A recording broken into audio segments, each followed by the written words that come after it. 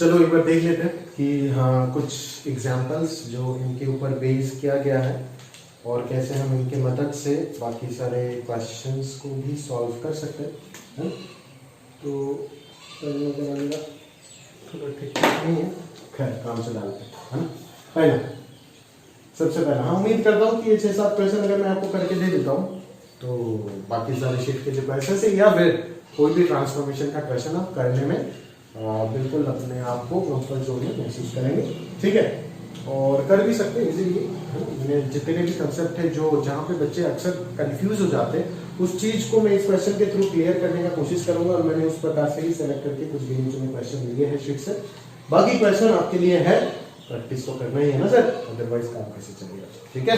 देखते हैं, चलो पहला, अगर मैं पहले वाले का बात करूं तो 3 into 2x minus 1 whole square plus क्या दिख रहा है आपको 1 दिख रहा है, दिखता नहीं दिखता भाई। 3 into 2x minus 1 whole square plus 1 दिख रहा है। अभी आप इस जगह तक कैसे पहुंचोगे उस चीज को आपको सबसे पहले समझना पड़ेगा, ठीक है। गलत तरीका, सही तरीका, ठीक है। मैं सब कुछ एक्सप्लेन कर रहा हूं तो प्रॉपर्ली करूंगा। देख, सबसे पहले तो एक चीज सोच ले, तुझे क्वाड्रेटिक आता है तो क्वाड्रेटिक एक्सपांड करके जैसे पहले बोला तो इसका ग्राफ बना सकता है, वर्टेक्स वगैरह निकाल के -b/2a -b/4 ऐसे कर सकता है, समय लगेगा, कर सकता है। बट अगर यहाँ पे क्यूब लगा देता हूँ तब भी तो वो फंस जाएगा ना। तब कहां से पता चलेगा -b/2a -b/4a ये सब क्यूबिक में थोड़ी ना होता है, फंस जाओगे ना। बट अगर ये चीज सीख जाते हो तो एक्स स्क्वायर की जगह पे एक्स क्यूब का ग्राफ चिपकाना है, वही सेम ट्रांसफॉर्मेशन करते रहना और क्या करना है, समझ में आ रहा है, ठीक है ना। इफेक्ट कितना ज्यादा है, कितना काम का चीज है ये टॉपिक, वो तो समझ में तो आ रहा है ना कि किसी भी जगह पे डिफरेंशिएबिलिटी एक चैप्टर है, आईटी का फेवरेट टॉपिक है और उसमें ये ट्रांसफॉर्मेशन सबसे ज्यादा यूज करूंगा, सबसे ज्यादा बोल के दे रहा हूं, पूरे 12 में सबसे ज्यादा यूज करूंगा डिफरेंशिएबिलिटी, ठीक है। एक झटके में चेक करके बता दूंगा कि बिना पेन चला, बिना लिमिट वगैरह कैलकुलेट करे कि कहां पे फंक्शन डिफरेंशिएबल है, कहां पे नहीं है, ग्राफ से बता देंगे। बट उस चीज को समझने के लिए, वो खुशी को जीने के लिए आज ये दर्द सहना पड़ेगा और अच्छे से खुश होकर के सहो। समझ में आ रहा है ना, क्लियर है। तो इस दर्द को पहले समझ लेते कि क्या इसका हैसियत है। इसका हैसियत बहुत ज्यादा है, इफेक्ट बहुत ज्यादा है, बहुत काम का चीज है, आपको हेल्प बहुत तरीके से करेगा। टू दी पावर 3 है तो भी कर देगा, टू दी पावर 4 है तो भी कर देगा, याद रखिएगा। बाई क्वाड्रेटिक जहां पे सबका हालत खराब हो जाएगा, आप निकल जाओगे करके। अगर पेंटिक polynomial x to the power 5 लगा दी ना यहाँ पे, तो भी शायद कुछ ना कुछ करके, अगर x टू दी पावर 5 का ग्राफ तेरे को याद है तो कर लेगा, इस चीज को विश्वास कर लेगा। बट बाकी जनता फंस जाएंगे, यहाँ पे आप आगे निकल जाएंगे सबसे, समझ में आ रहा है ना। तो उस चीज को सहने के लिए आज इस दर्द को सहो पहले, समझ में आ रहा है ना, क्लियर है। तो पहले अपन इस चीज को समझते हैं कि यहाँ पे कहानी क्या है, कैसे ट्रांसफॉर्मेशन यूज बहुत ज्यादा है। बच्चे पूछते हैं कि सर इसका यूज कहाँ पे, यूज इतना ज्यादा है वो पूरा कैलकुलस पढ़ने के बाद पता चलेगा, डिफरेंशियल कैलकुलस, समझ में आया ना। यूज बहुत ज्यादा है, बहुत ज्यादा, मतलब उसका कोई मैं कोई पॉइंट नहीं दे सकता कि इतना पॉइंट उसका यूज है, समझ में आ रहा है ना। 5 स्टार पॉइंट है, पूरा काफी इंपॉर्टेंट टॉपिक, ठीक है। तो इसको आपको समझना पड़ेगा कैसे आप इस ग्राफ को बना सकते हो, ठीक है। सबसे पहले मैं ट्रांसफॉर्मेशन से बता रहा हूं, एक्स स्क्वायर अगर आपको पता है तो आप ये ग्राफ पता कर सकते हो। कैसे? क्योंकि आप देख सकते हो ना, और कुछ है ही नहीं, शिफ्टिंग स्केलिंग वही सब हुआ एक्स स्क्वायर में, समझ में आ रहा है। तो सबसे पहला मैं देखता हूं क्या कर सकता हूं। एक्स स्क्वायर से कोई बोलेगा x माइनस, पहले सर 2x दिख रहा है तो एक्स स्क्वायर से ना आप 2x स्क्वायर चलेगा, ठीक है। फिर कोई नालायक बोलेगा सर अभी तो आपको -1 चाहिए ना, तो आप -1 चले जाओ। फिर कोई बोलेगा कि सर अभी तो आपको *3 चाहिए ना, तो *3 चले जाओ। जनाब ये तो रेंज निकाल रहा है क्या, जो ऐसे मल्टीप्लाई करते जा रहा है, ये ग्राफ बना रहा है तो रूल को फोकस करके बना, समझ में आया ना। यहां से यहां तक तो ये कहानी ठीक था, बट यहां से जब -1 किए तो ये आपने ये सिखाया क्या मैंने, f ऑफ x से f of x minus a सिखाया। उसका मतलब ये नहीं कि f के ब्रैकेट के अंदर जो भी है उसमें -1 करोगे, नहीं, उसका मतलब है सिर्फ x की जगह पे x माइनस a लिख सकता हूं मैं, सिर्फ x के जगह पे x माइनस a, याद रखिएगा बात को, x के जगह पे x माइनस a, समझ आया मेरी बात, क्लियर है। कहानी समझ आ गया? x के जगह पे x माइनस ए मुझे लिखना है, क्लियर है? तो x के जगह पे अगर आपको x माइनस ए लिखना है तो आप क्या करोगे यहां पे? तो अगर आप x माइनस वन लिखना ही चाहते तो 2 इंटू एक्स माइनस वन लिखना चाहिए था। मतलब ये चीज इस प्रकार से होना चाहिए था, समझ में आ रहा है? बट आपने तो 2x से माइनस वन कर दिए, जो तो कोई ट्रांसफॉर्मेशन का रूल में आता ही नहीं है। f के अंदर अगर kx लिखा है तो f के अंदर kx से kx प्लस वन ऐसा कुछ पढ़ाया नहीं, x से x माइनस ए पढ़ाया। तो x के जगह पे x माइनस हाफ आ सकता है, सॉरी 1 आ सकता है, ठीक है? x के जगह पे x माइनस वन आ सकता है। इस प्रकार से 2x माइनस वन, ये जो कहानी है वो पूरा पूरा रॉन्ग है। x की जगह पे आप क्या डालो, x माइनस ए अगर डालते हो तो वो कहानी जो है वो पूरा पूरा क्या है, सही है। उसके आगे जो भी किए हो वो तो करेक्ट है, बट यहां पे आपका क्या हो गया, गलत हो गया। बट मैं बार बार बोलता हूं कि गलत चीजें कॉपी में होना चाहिए, नहीं तो वो गलती कहां पे करोगे आप, एग्जाम में करोगे, ठीक है ना? गलती करते करते सीखता है, गलती करते करते सीखता है, पता है, मुझे भी पता है, गलती करते करते ही इंसान सीखता है। बट ऐसा गलती करके कोई फायदा नहीं, जो गलती मैं पहले कर चुका हूं 10 बार। तो मेरे से पढ़ने का क्या मतलब? जो गलती मैं कर चुका हूं वही गलती अगर आपको भी करने के लिए बोलो कि आप गलती कर कर सीखोगे, मैंने तो नहीं सीखा, मैंने सीखा गलती कर कर सीखा, बाद में सीखा। बट आपके पास तो उतना समय नहीं है ना, मेरे पास समय काफी था, मेरे पास सब्जेक्ट एक ही था, आपके पास 5 सब्जेक्ट है, समझ आ रहा है? Inorganic, physical, organic, physics, chemistry और मैथ्स, 5 सब्जेक्ट है आपके पास, समझ में आ रहा है? तो गलती कर करके सीखो, नया गलती कर करके सीखो। ऐसा गलती मत करो जो आपका सीनियर 10 बार पहले कर चुका है और आपको बार बार बोल रहा है कि मत करो मत करो मत करो, ठीक है? नहीं तो आप एक उल्लू हो, पूरा पूरा बुद्धू इंसान, ठीक है? उसके बाद अगर मैं देखो कि second functional rule, functional rule क्या बोल रहा हूं, ट्रांसफॉर्मेशन का रूल, जो कि आप अप्लाई कर सकते हैं। क्या कर सकते हैं? एक्स स्क्वायर से मैं कहां पे गया, x माइनस वन पे गया, क्या जा सकता हूं? x के जगह पे x माइनस वन, बिल्कुल सही है, बिल्कुल सही है। क्या मैं इस जगह से ये लिख सकता हूं? बिल्कुल सही। क्या इस जगह से आप ये लिख सकते हो? बिल्कुल सही। x के जगह पे ही आप 2x कर रहे हो, ऐसा नहीं कि आप x माइनस वन को 2 से मल्टीप्लाई कर दोगे, नहीं, 2 इंटू एक्स माइनस वन, ऐसा मत कर लेना, ये कोई रूल नहीं है। x माइनस वन से 2 into x minus one, just x multiply हो जाएगा किससे, 2 से, समझ में आ रहा है? क्लियर है? उसके बाद अपन क्या करेंगे यहां से, 3 into 2x minus one whole square, उस जगह से 3 into 2x minus one whole square के साथ प्लस 1, ये भी कर सकते हो, ये करेक्ट है ट्रांसफॉर्मेशन। या फिर ऐसे भी कर सकते हो, x स्क्वायर से आप कहां पे जाओगे सबसे पहले, बोलो? x स्क्वायर से आप 2x होल स्क्वायर पे चले जाओ, और 2x होल स्क्वायर से आप क्या करोगे, 2x होल स्क्वायर से आप क्या करोगे पता है? 2x होल स्क्वायर से आप दिमाग लगाओ, आप बोलोगे कि मैं यहाँ पे अगर मुझे अगर 2x माइनस वन चाहिए तो क्यों ना मैं यहाँ पे x के जगह पे x माइनस हाफ लिखूं, वो तो लिख सकता हूं, और अल्टीमेटली ये माइनस होकर प्रोडक्ट होकर के क्या आ जाएगा, 2x माइनस वन ही तो आ जाएगा ना, तो आपका काम बन जाएगा। डायरेक्टली जो आप 2x से 2x माइनस वन कर रहे थे वो गलत है, बट अगर आप x के जगह पे x माइनस वन करते हो ये सही है। बट ये करने से यहाँ पे तो 2x माइनस वन है, आपको 2x माइनस टू मिल जाएगा। तो अगर आपको 2x माइनस वन चाहिए तो यहाँ पे हाफ लगाना पड़ेगा, वो दिमाग आपने लगा नहीं है, समझ में आ रहा है ना? तो इस जगह से आप बच करके निकाल सकते हो, ठीक है? तो this are the 2 possible transformation for this equation, ठीक है?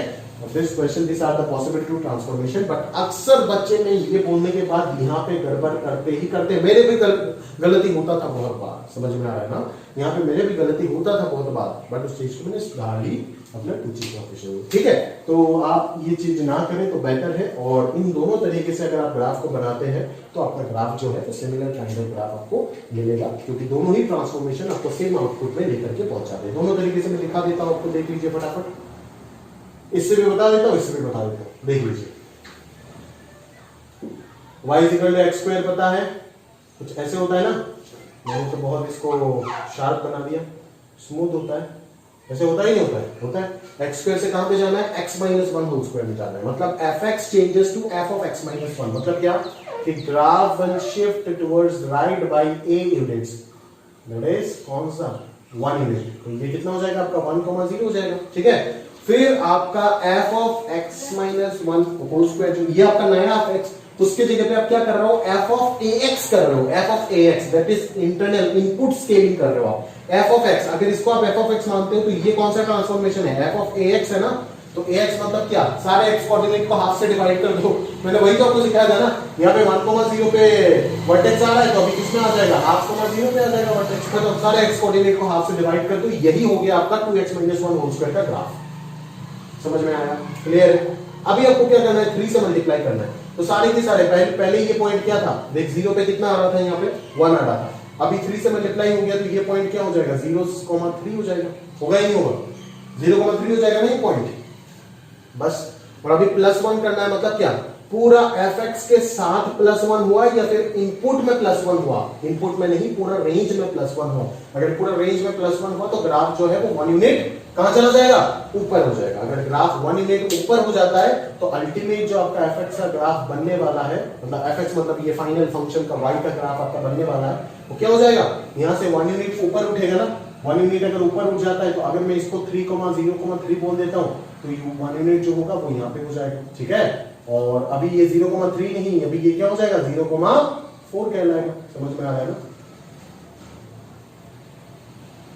तो ये हो जाएगा आपका y वर्सेस fx का ग्राफ, ठीक है। जहां पे ये वर्टेक्स जो होगा वो क्या हो जाएगा, वर्टेक्स 0.5,1 हो जाएगा। 1 यूनिट ऊपर गया ना तो 0.5 था, 0.1 हो गया, और ये हो गया 0,4। यहाँ पे डालो ना x का वैल्यू 0, ये आ रहा है 3 + 1 कितना आ रहा है 2। ये हो गया आपका fx का ग्राफ। एक झटके में आपने देखो बना लिया। अभी तो मैं एक्सप्लेन कर रहा हूं तो टाइम ले लेकर के कर रहा हूं, बट आप जब प्रैक्टिस करके इसमें मास्टर बन जाओगे इसमें, ठीक है ना, तो आप तो एकदम जल्दी फटाफट कर लोगे ना, ठीक है। चलो दूसरे तरीके से भी बता देता हूं, देखो, ठीक है ना, दूसरे तरीके से बता देता हूं। इधर x² है, समझे, x² से 2x² मतलब क्या, सारे इनपुट को 2 से डिवाइड कर दूं। यहाँ पे इनपुट तो कुछ है ही नहीं, पता ही नहीं चल रहा है ना, इनपुट तो एक ही है 0, मतलब जहां पे ग्राफ कट किया उस जगह पे तो पता ही नहीं चल रहा है ये क्या है, 0,0 था, इसको 2 से डिवाइड करने के बाद 0,0 हो जाएगा। समझ में आया। और किसी जगह पे अगर कट मारता तब जाकर मैं चेंज करता, बट अभी तो कट ही नहीं किया तो चेंज करके क्या करूं, बात बराबर ही है। अभी 2x से आपको क्या करना है, x - 1/2 मतलब fx changes to f of x - a, मतलब इसको हाफ यूनिट आगे शिफ्ट करना है, क्योंकि माइनस किया तो आगे शिफ्ट करना होता है, बोला था ना, हाफ यूनिट इसको किधर शिफ्ट करना है, आगे शिफ्ट करना है। तो आगे अगर शिफ्ट करेंगे तो ये हो जाएगा हाफ यूनिट, ये 0.5 हो जाएगा। फिर 3 से मल्टीप्लाई होगा तो ये जो 0,1 था वो 0,3 बन जाएगा, और फिर +1 करोगे तो ये 0.1 पे चला जाएगा और ये 0,4 बन जाएगा। तो यही ग्राफ वापस आ जाएगा, ठीक है, इन दोनों ट्रांसफॉर्मेशन के बाद। समझ सकते हो। तो ये दोनों ट्रांसफॉर्मेशन जो है वो बिल्कुल आपका सही लग रहा है मुझे, बट ये जो कंसेप्शन है ये गलत कंसेप्शन है, इसको नोट करके रखो।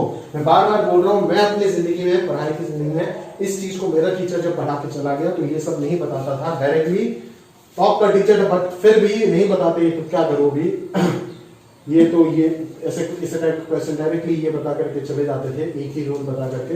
बट मैं जब इसको सोचने बैठा तो मेरा डाउट आना लग गया।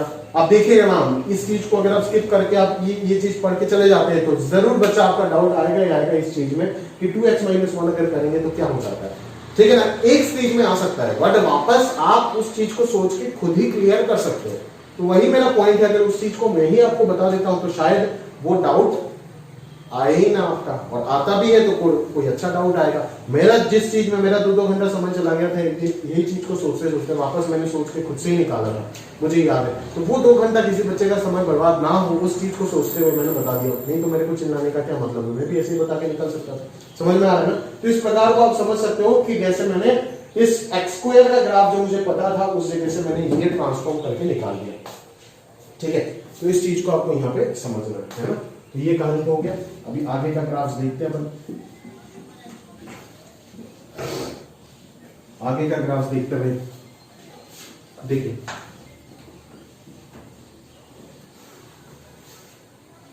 आगे का ग्राफ देखते। सेकंड ग्राफ जो है वो आपको क्या दिख रहा है, सेकंड ग्राफ जो उसमें आपको लग रहा होगा y बराबर यहाँ पे क्या है, modulus of x² - 4 mod x + 3, ठीक है। आप यहाँ पे देख सकते हो कि एक जगह पे x है, एक जगह पे mod x है, आपको थोड़ा सा कंफ्यूजिंग नेचर नजर आ सकता है, बट मैं फिर भी आपको बोलूंगा कि आप x² को x² मत देखो, आप mod x होल स्क्वायर देखो, -4 mod x देखो +3, ये मैं बहुत बार आपको इनक्वालिटी में बता चुका हूँ, ठीक है।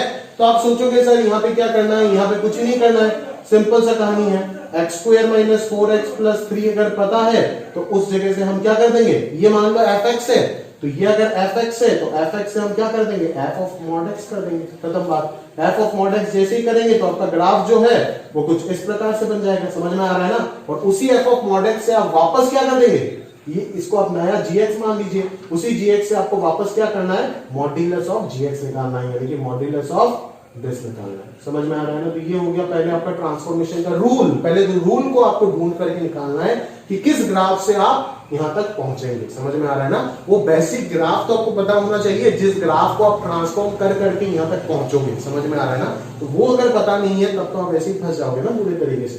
तो वो बेसिक ग्राफ आपको अच्छे से पता होना चाहिए जिस जगह से आप ट्रांसफॉर्म करते करते करते करते यहां तक पहुंच जाओगे, ठीक है। तो अभी हम आगे का बात करें, थोड़ा बहुत देख लेते हैं, है ना।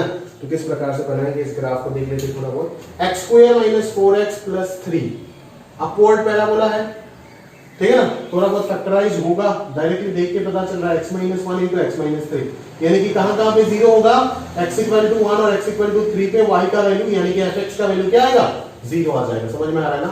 तो इस चीज को मैं उधर थोड़ा शिफ्ट कर देता हूं तो बेहतर होगा शायद।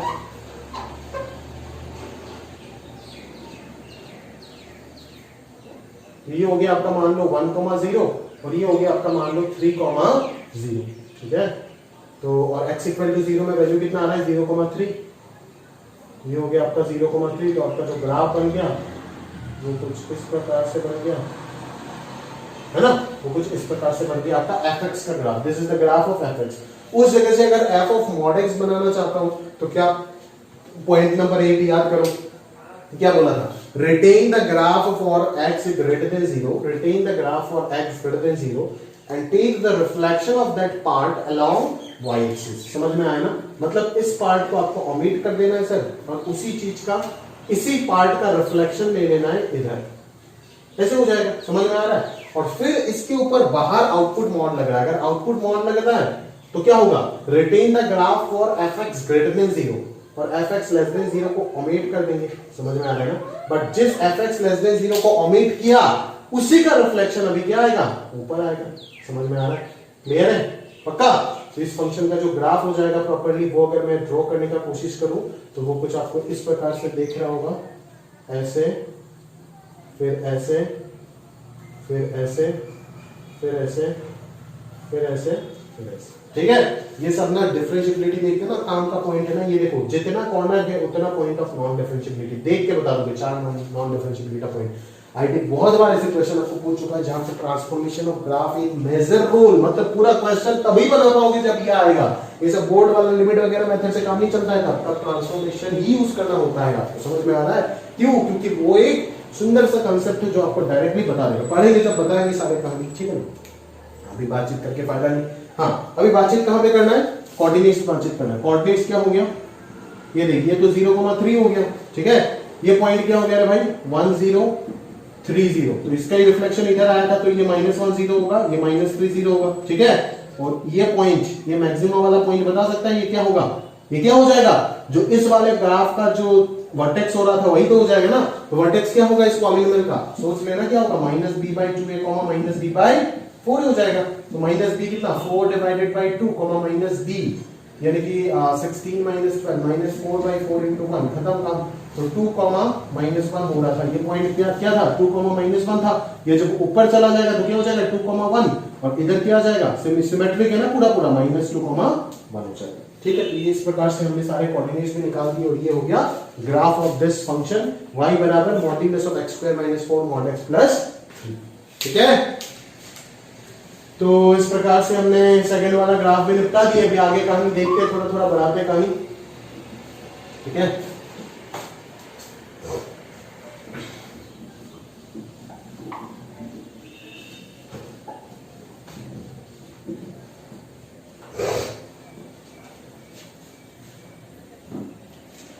चलो 3 y = cosine of mod x -π/3, ठीक है। तो कहां पे जाएगा, यहां पे जाना है ऑब्वियसली, कहां से जाएगा ये बता सबसे पहले, कहां से जाएगा। अगर मैं देखूं कि कहां से जाऊं मैं, तो पता ही चल रहा है सर cos x से जाऊंगा, ऑब्वियस बात है कि cos x भी पता है हमें, ठीक है।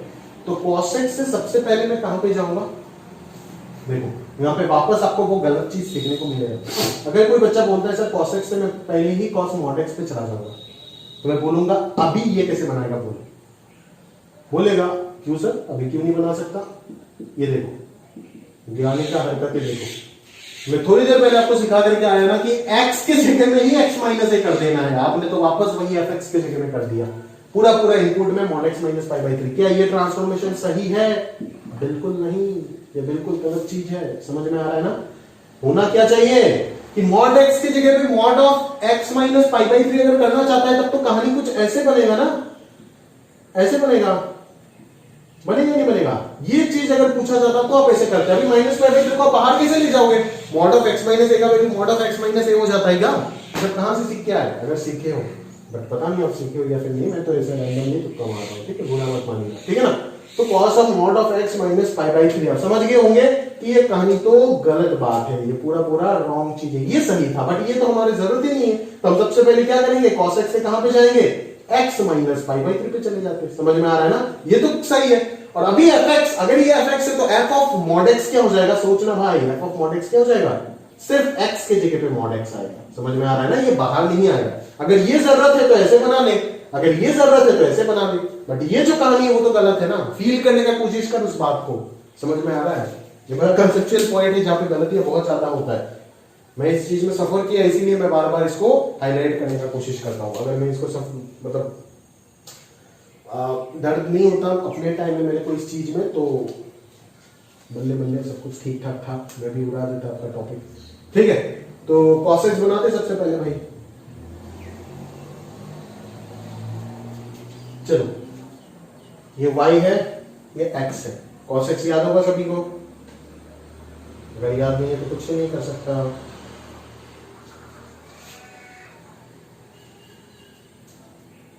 ये है आपका cos x, ठीक है।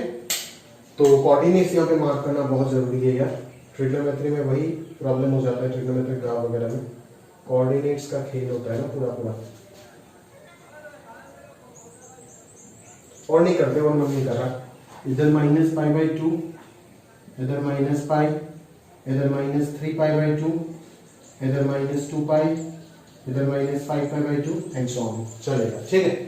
अभी x माइनस पाई बाई 3 ढूंढना है ना। cos x से cos x minus pi by 3 मतलब पाई बाई 3 यूनिट ग्राफ को क्या करके लेके चले जाओ भाई, आगे लेके चले जाओ। समझ में आ रहा है ना? पाई बाई 3 यूनिट ग्राफ को क्या करके लेके चले जाओ, आगे लेकर के चले जाओ, ठीक है। तो मैं तो वही करूंगा, मैं तो कुछ नहीं करूंगा, मैं तो ग्राफ पे टच भी, अगर मुझे कंपैरिजन करना है तो मैं क्या करता कि ये ग्राफ को देख कंपैरिजन में दिखा देता हूं तेरे को रेड पेन से बना करके। पाई बाई 3 यूनिट आगे चला जाता ना, मतलब अभी 0 पे मैक्सिमम आ रहा था ना, तब किसमें मैक्सिमम आता, तब किसमें मैक्सिमम आता, ऑब्वियसली अगर मैं ध्यान से देखूं कि पाई बाई इसमें मैक्सिमम कहां पे आएगा, पाई बाई 3 पे मैक्सिमम आता, ठीक है ना। तो ये ग्राफ जो है वो थोड़ा सा पाई बाई 3 यूनिट आगे चला जाएगा ना, मतलब इधर माइनस पाई बाई 3 पे जो हिस्सा है वो यहाँ पे आ जाएगा। समझ में आया ना? और ग्राफ जो है वो कुछ इस प्रकार से पाई बाई 3 यूनिट आगे चला जाएगा, जाएगा नहीं जाएगा, इस प्रकार से हो जाएगा आपका cos of x minus pi by 3 का ग्राफ। बट मैं तो नालायक इंसान हूं, मैं तो ये सब कुछ नहीं करूंगा, कुछ नहीं करूंगा। मैं बोलूंगा ये रेड वाला हटा भाई, ये मेरे को बहुत दर्द देता है, ये रेड वाला हटा। ये सब कंपैरिजन वगैरह जब करना होगा तब कर लेंगे, बट अभी तो कंपैरिजन थोड़ी ना करना है, ग्राफ ढूंढना है, तो निपटाओ ना, काम हटाओ। बाद में अगर मैंने आपको बोला कि सिर्फ आप cos of x minus pi by 3 का ग्राफ बनाओ, तो आप तो वही रेड वाले को ही बनाओगे ना भाई, तो अभी बना दो ना इसको, नहीं आ रहा है तो इस चीज को हटा दो, ठीक है। मैंने आपको समझा दिया, कहानी क्या है मैंने आपको समझा दिया, ठीक है। बस अभी आप क्या करो, अभी आप क्या करो, आपको कुछ करने की जरूरत नहीं है। अभी आप क्या करो, इस y एक्सिस को अपने जगह पे रहने दो, ठीक है। y एक्सिस को अपनी जगह पे रहने दो और ये सारे कोऑर्डिनेट में ना पाई बाई 3 का एडिशन कर दो। एक ही तो बात है, आप खुद सोचो ना, ये सारे कोऑर्डिनेट पे क्या कर दो, पाई बाई 3 का एडिशन कर दो। तो ये जो y एक्सिस तो ये हो गया, समझ में आ रहा है ना। तो ओरिजिनल y एक्सिस जो बनेगा x इक्वल टू 0 पे, ये वैल्यू जो होगा वो क्या आएगा तेरा, माइनस cos पाई बाई 3 है। x इक्वल टू 0 पे जो वैल्यू देगा वो क्या देगा, cos of minus pi by 3 देगा ना। cos of minus pi by 3 और cos ऑफ पाई बाई 3 बराबर है, तो कितना आ जाएगा, हाफ ही आएगा। समझ में आ रहा है ना? यानी कि अभी 0 पे जो वैल्यू आना चाहिए था वो क्या वैल्यू आना चाहिए था, हाफ आना चाहिए था ना। तो इस चीज को मैं पहले तो इस सारे कहानी को चेंज कर दो, पाई बाई 2 को पाई बाई 3 के साथ एडिशन कर देंगे तो क्या हो जाएगा 5 पाई बाई 6 हो जाएगा भाई। ठीक है, पाई को ऐड कर दो पाई बाई 3 के साथ। ठीक है, ये पॉइंट ढूंढ लो 3 पाई बाई 2, पाई को तो चाहिए नहीं, पाई पे तो इंटरसेक्शन आया नहीं। 3 पाई बाई 2 को ऐड कर दो, कितना है 3 पाई बाई 2 में ऐड कर दो 3 pi by 2 plus pi by 3 कितना हो जाएगा, थोड़ा सा कैलकुलेशन करना पड़ जाएगा यहाँ पे 6 9 plus 2 11 pi by 6 11 pi by 6। ठीक है, 5 पाई बाई 2 के साथ ऐड कर दो ना भाई, 5 पाई बाई 2 के साथ पाई बाई 3 ऐड कर दो, कितना आ रहा है 6 15 2 17 17 पाई बाई 6। ठीक है, पुट करके देखिए ना 17 पाई बाई 6 कितना आएगा 17 pi minus 2 pi 15 pi by 6 आ जाएगा। 15 पाई बाई 6 यानी कि 5 पाई बाई 2 0 आएगा वैल्यू। ठीक है, तो 5 pi by 6 11 pi by 6 17 pi by 6 ये सारे के सारे यहाँ पे कहानी हो गया। इसको भी पाई बाई 3 के साथ ऐड कर कितना आ जाएगा pi by 3 minus pi by 2 कितना आ जाएगा 6 माइनस पाई बाई 6 ये कितना आएगा माइनस पाई बाई 6। ये 0 के साथ पाई बाई 3 को ऐड कर ये कितना आएगा पाई बाई 3 आएगा। समझ में आ रहा है ना। फिर अगर तू देख कहाँ पे देखेगा, कहीं पे मत देख, इधर देख डायरेक्टली, ये सब हटा दे भाई, इधर देख -3 पाई बाई 2 को पाई बाई 3 के साथ ऐड कर दे तो कितना आ रहा है 6 minus 9 pi plus 2 pi minus 7 pi by 6 और ज्यादा नहीं करूंगा। और इधर last -5 pi by 2 plus pi by 3 कितना आ जाएगा -15 प्लस 2 -13 पाई बाई 6 हो जाएगा। समझ में आ रहा है, क्लियर है। अभी ये लाइन जो है ये क्या है y एक्सिस, तो y एक्सिस किधर पास होता है 0 से पास होता है, बट ये तो 0 है ही नहीं। 0 क्या है पाई बाई 3 से थोड़ा दूर होगा और pi by minus pi by 6 के थोड़ा नजदीक होगा, मतलब यहां पे होना चाहिए 0। ठीक है ना, 0 पे जो वैल्यू आएगा वो क्या आएगा 0 पे पाई बाई 3 पे अभी क्या आएगा मैक्सिमम आएगा ना। ग्राफ थोड़ा फ्लैट हो जाएगा, ऐसे होना चाहिए। हाँ, पाई बाई 3 पे तो मैक्सिमम आ रहा है 1 आ रहा है, अभी 0 पे तो हाफ आता है ना वैल्यू cos पाई बाई 3। तो ये हो गया आपका y एक्सिस। ठीक है, y एक्सिस को शिफ्ट कर दियो, ये तो बन गया पूरा पूरा ग्राफ। समझ में आया। अगर आप बोलोगे सर 5 पाई बाई 6 के बाद क्या आएगा, मैं बोलूंगा पाई आएगा, यहाँ पे कहीं पे पाई आएगा। समझ में आ रहा है, क्लियर है। उसके बाद 2 पाई आएगा, कहीं पे भी कुछ भी आए कोई फर्क नहीं पड़ता, ग्राफ तो बन गया ना। देखो मैंने कुछ कंपैरिजन किया नहीं, कंपैरिजन करके समझा दिया कंसेप्ट आपको कि पाई बाई 3 यूनिट आगे चला जाएगा, बट आगे जाने के बाद ग्राफ का चेहरा जो होगा वो तो वही होगा ना चेहरा, तो उस जगह पे क्यों अपना सर फोड़ना है, इधर ही बना दो ना, काम निपटा दो, काम खत्म।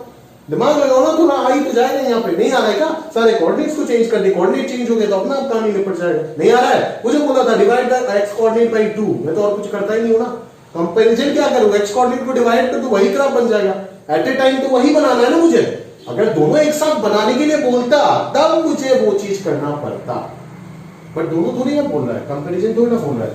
समझ में आया ना, दोनों ही चीज आप कर सकते हो। अभी ये चीज बना दी, अभी बनाना है मॉड्यूलस ऑफ x, यानी कि fx से कहां पे जाना है f ऑफ mod x पे आपको जाना है। अगर fx से आपको f ऑफ mod x पे जाना है भाई, तब क्या करोगे आप एक बार सोचो तो। retain the graph for x greater than 0 and take the reflection of this part along y axis। समझ में आ रहा है, तो काम कर जाओ, क्या करूं y axis ढूंढना तो जरूरी था ना, तो इस पार्ट को क्या कर दूं, हटा दूं, बिल्कुल हटा दो, हटा दो इस पार्ट को। समझ में आया ना, क्यों, क्योंकि f ऑफ mod x है ना, तो इस पार्ट को रखो और इसी का रिफ्लेक्शन जो रिटेन किया उसी का रिफ्लेक्शन लेकर के आ जाओगे। ठीक है, ये सारा वैल्यू हटा, ये 0 है, सारे वैल्यू हटा, कोई फर्क नहीं पड़ेगा ये सारे वैल्यूज क्या है। मुझे तो इंटरसेक्शन पॉइंट चाहिए ना सिर्फ, और क्या चाहिए मुझे, और कुछ चाहिए बिल्कुल नहीं। ये क्या है 1 है, आउटपुट तो चेंज होगा ही नहीं क्योंकि आउटपुट में कोई स्केलिंग हुआ ही नहीं। बिलो क्या है -1 है। ठीक है, इधर अगर कुछ मल्टीप्लाई या फिर हाफ से या फिर 2 से मल्टीप्लाई करते तब जाकर के चेंज होगा ना। तो ये 5 पाई बाई 6 है तो ये क्या होगा -5 पाई बाई 6, 11 पाई बाई 6 है तो ये क्या होगा -11 पाई बाई 6, ये 17 पाई बाई 6 है तो ये क्या होगा -17 पाई डिवाइडेड बाई 6। समझ आ रहा है। तो इस प्रकार से जो है वो आपका कहानी जो है वो चलता जाएगा। ठीक है, तो ये हो गया graph of cos of mod x minus pi by 3। ठीक है भाई, सुंदर से बनाओगे कॉपी में ये चीज, बहुत मेहनत का चीज है, मैं बार बार बोल रहा हूँ। सुंदर से अगर कॉपी में रेड ब्लू ग्रीन जितना पेन है घर पे, छोटा भाई बहन से सबको छीन करके लिख के आके बोलेगा ट्रांसफॉर्मेशन निपटा देता हूँ, फिर मेरा पेन घुमा दूंगा। ठीक है ना, गर्ल्स लोग का तो बहुत आसान होगा भाई, उनके पास पेन का कलेक्शन काफी ज्यादा होता है, तो हमारे पास एक ही मिलता है, या फिर कभी कभी बैग से पैसे भी निकलता है। ठीक है, तो मर्द लोग आप ध्यान से अपना पेन को कलेक्ट करके ये चीज पे आपको औरत की तरह काम करना पड़ेगा। ठीक है, अभी इस जगह पे सोचते हैं भाई ये तो कर लेगा ना, ये मेरे लिए छोड़ेगा क्या? अभी भी तो समझा दिया, cos x से ही तो जाना पड़ेगा। cos x से अगर मैं जाऊं तो कैसे, अभी भी समझाया था ना, modulus of x minus pi by 3 अगर करना होगा तो ऊपर वाला करेंगे, यानी कि पहले क्या करेंगे, cos ऑफ mod x पे जाएंगे। अभी अगर मैं सबसे पहले cos of mod of x minus pi by 2 चला जाता हूं और फिर अगर मॉड्यूलस लगाने के बारे में सोचता हूं, तो या तो बाहर लगा पाऊंगा या तो x के बाहर लगा पाऊंगा, x माइनस पाई बाई 2 के बाहर नहीं लगा पाऊंगा। तो अभी अगर x माइनस पाई बाई 2 के बाहर जाना है तो पहले mod x में जाना होगा और फिर mod ऑफ x के जगह पे x माइनस पाई बाई 2। तो ये ट्रांसफॉर्मेशन जो है ना, उस चीज को आप अपना दिमाग में फीड करो।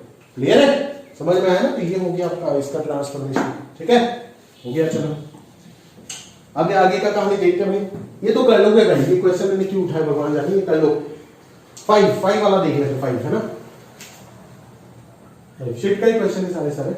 ठीक है, तो 5 वाला देख लेते हैं। y बराबर क्या पूछ रहा है यहाँ पे, modulus of x minus 1। Ramayan लिखा हुआ भाई यहाँ पे, देख रहे हो? कहां से कहां तक जाओगे पहले तो वो बताओ। बोले सर जाएंगे कहां से कहां तक वही पता नहीं चल रहा है कहां पे वही अंदाजा नहीं है। कहां से बनाओगे ग्राफ पहले तो ये बोल दो। अगर आपको याद करो ना, डोमेन में शायद ऐसे कुछ अंडर रूट के अंदर मैंने एक आध क्वेश्चन ऐसे कुछ कराया था शायद, मुझे जहां तक याद आ रहा है, पता नहीं कराया नहीं कराया आपके टेस्ट में, बट शीट में तो मेरा था, बट कराया होगा यार लास्ट कराता तो हूँ ऐसा, पता नहीं, एक बार देख लेना कॉपी। ठीक है ना, तो आप एक बार देख लेना कि उस जगह पे अपने को इस चीज को ना डिफाइन करना पड़ गया था। कराया था क्वेश्चन, याद है मुझे, कराया था। तो इस चीज को ना डिफाइन करना पड़ गया था, यानी कि अंडर रूट अगर बाहर लगा देता हूं तो इसका ये तो हमेशा डिफाइन रहेगा। ऐसे ही कुछ मॉड्यूलस वाला क्वेश्चन था यार, मुझे याद नहीं आ रहा है, बट डोमेन निकालना था तो हमें मॉड्यूलस काफी सॉल्व करना पड़ गया था। समझ आ रहा है आपको? बट यहाँ पे सॉल्व करोगे क्या? नहीं, यहाँ पे तो ट्रांसफॉर्मेशन से ग्राफ बनाना होगा, या फिर ऐसे करोगे this equal to this while this greater than 0। ये सब नाटक करेगा, अगर नाटक करना चाहते तो कर, मेरा कोई एतराज नहीं है, बट सवाल तो नहीं कर पाएगा एग्जाम में, तो आपका गड़बड़ है। ठीक है, हम क्या बोलेंगे इसमें, बनाओगे कैसे ग्राफ? मॉड एक्स से बनाओगे। ठीक है, मॉड एक्स से बनाओगे, देखते ही समझ आ रहा है क्योंकि मॉड एक्स हमें पता है। तो मॉड एक्स से हम सबसे पहले कहां पे जाएंगे, ये चीज मुझे समझना है आप सभी से। मॉड एक्स से हम सबसे पहले जाएंगे मॉड एक्स माइनस 1 पे। क्या जा सकते हैं सर? हाँ बिल्कुल जा सकते हैं ना। मॉड एक्स से हम मॉड ऑफ एक्स माइनस 1 में भी जा सकते हैं और मॉड एक्स माइनस 1 में भी जा सकते हैं। क्यों? क्योंकि आउटपुट से शिफ्ट हुआ ना -1। फिर मैं बाहर क्या लगा दूंगा, पूरा मॉड लगा दूंगा। ठीक है, और फिर मैं नया जो फंक्शन आया उससे वापस आउटपुट शिफ्टिंग करूंगा और फिर मैं उधर क्या लगा दूंगा, मॉड्यूलस लगा दूंगा। कंसेप्ट के हिसाब से तो इतना मुश्किल नहीं था, बट खैर आप बोल सकते हो। ये अगर आपका y है, मान लेता हूं ये आपका कोई भी फंक्शन f1x, ठीक है, ये f1x है, ये बन गया आपका f1 ऑफ मतलब ये क्या हुआ क्या, ये fx माइनस a हुआ ना, जिसको मैं f1x नाम दे रहा हूं। इस f1x में क्या हो गया, f1x का मॉड्यूलस हो गया, जिसको मैं f2x नाम दे रहा हूं। f2x में क्या हो गया, f2x माइनस 2 हो गया, जिसको मैं f3x नाम दे रहा हूं। और इधर f3x में क्या हो गया, f3x में मॉड्यूलस लग गया, जिसको मैं f4x बना रहा हूं, जो कि मेरा y है। ठीक है, जो कि मेरा क्या है, y। ठीक है, तो बना लेते फटाफट, बनाते फटाफट, देख लीजिए क्या करें भाई, बोलना क्या करें। सबसे पहले मॉड एक्स को ढूंढते, मॉड एक्स का मॉड एक्स, ये रहा मॉड एक्स। ठीक है, मॉड एक्स से कहां पे जाना है भाई, मॉड एक्स माइनस 1 पे जाना है। मॉड एक्स माइनस 1 यानी कि मॉड एक्स माइनस 1 यानी कि ये हो जाएगा मॉड एक्स माइनस 1, निपट गया काम। ठीक है, मॉड एक्स माइनस 1 से हमें क्या करना है, बाहर मॉड्यूलस। बाहर मॉड्यूलस मतलब क्या, y लेस देन 0 को इरेज करो और उसका रिफ्लेक्शन ले लो ऊपर। ठीक है, मैं बार बार बोल रहा हूं ना, पॉइंट को साथों साथ मार्क करते जाओ। ये हो जाएगा आपका क्या, मॉड एक्स से मॉड एक्स माइनस 1 कहां पे 0 होगा, -1 और +1 पे 0 होगा। और ये जो पॉइंट आएगा वो क्या होगा, x इक्वल टू 0 पे कितना आ रहा, -1 आ रहा था ना, वो ऊपर चला गया तो 0,1 हो जाएगा। यहां तक हमने पहुंच गए। f2x का अगर आप बना लिया, अभी f2x माइनस 2 मतलब इसको और नीचे 2 यूनिट शिफ्ट करना है। ठीक है, इसको अगर नीचे 2 यूनिट शिफ्ट करना है तो कर देंगे, कोई इश्यू नहीं है। ये हो जाएगा -3,0। ये भी हो जाएगा माइनस प्लस 3,0, ये हो जाएगा आपका, नहीं 2 यूनिट शिफ्ट करना है ना, तो ये हो जाएगा -1 -2 और ये हो जाएगा 1, -2, ठीक है। और 0,1 जो है वो कहां पे आ जाएगा, 2 यूनिट शिफ्ट करेंगे तो 0,-1 पे आ जाएगा, है ना भाई, 0,-1 पे आ जाएगा। तो ये हो गया तेरा ग्राफ, ठीक है। अभी तो v चलेगा, चलो w समझ में आ गया ना, ठीक है।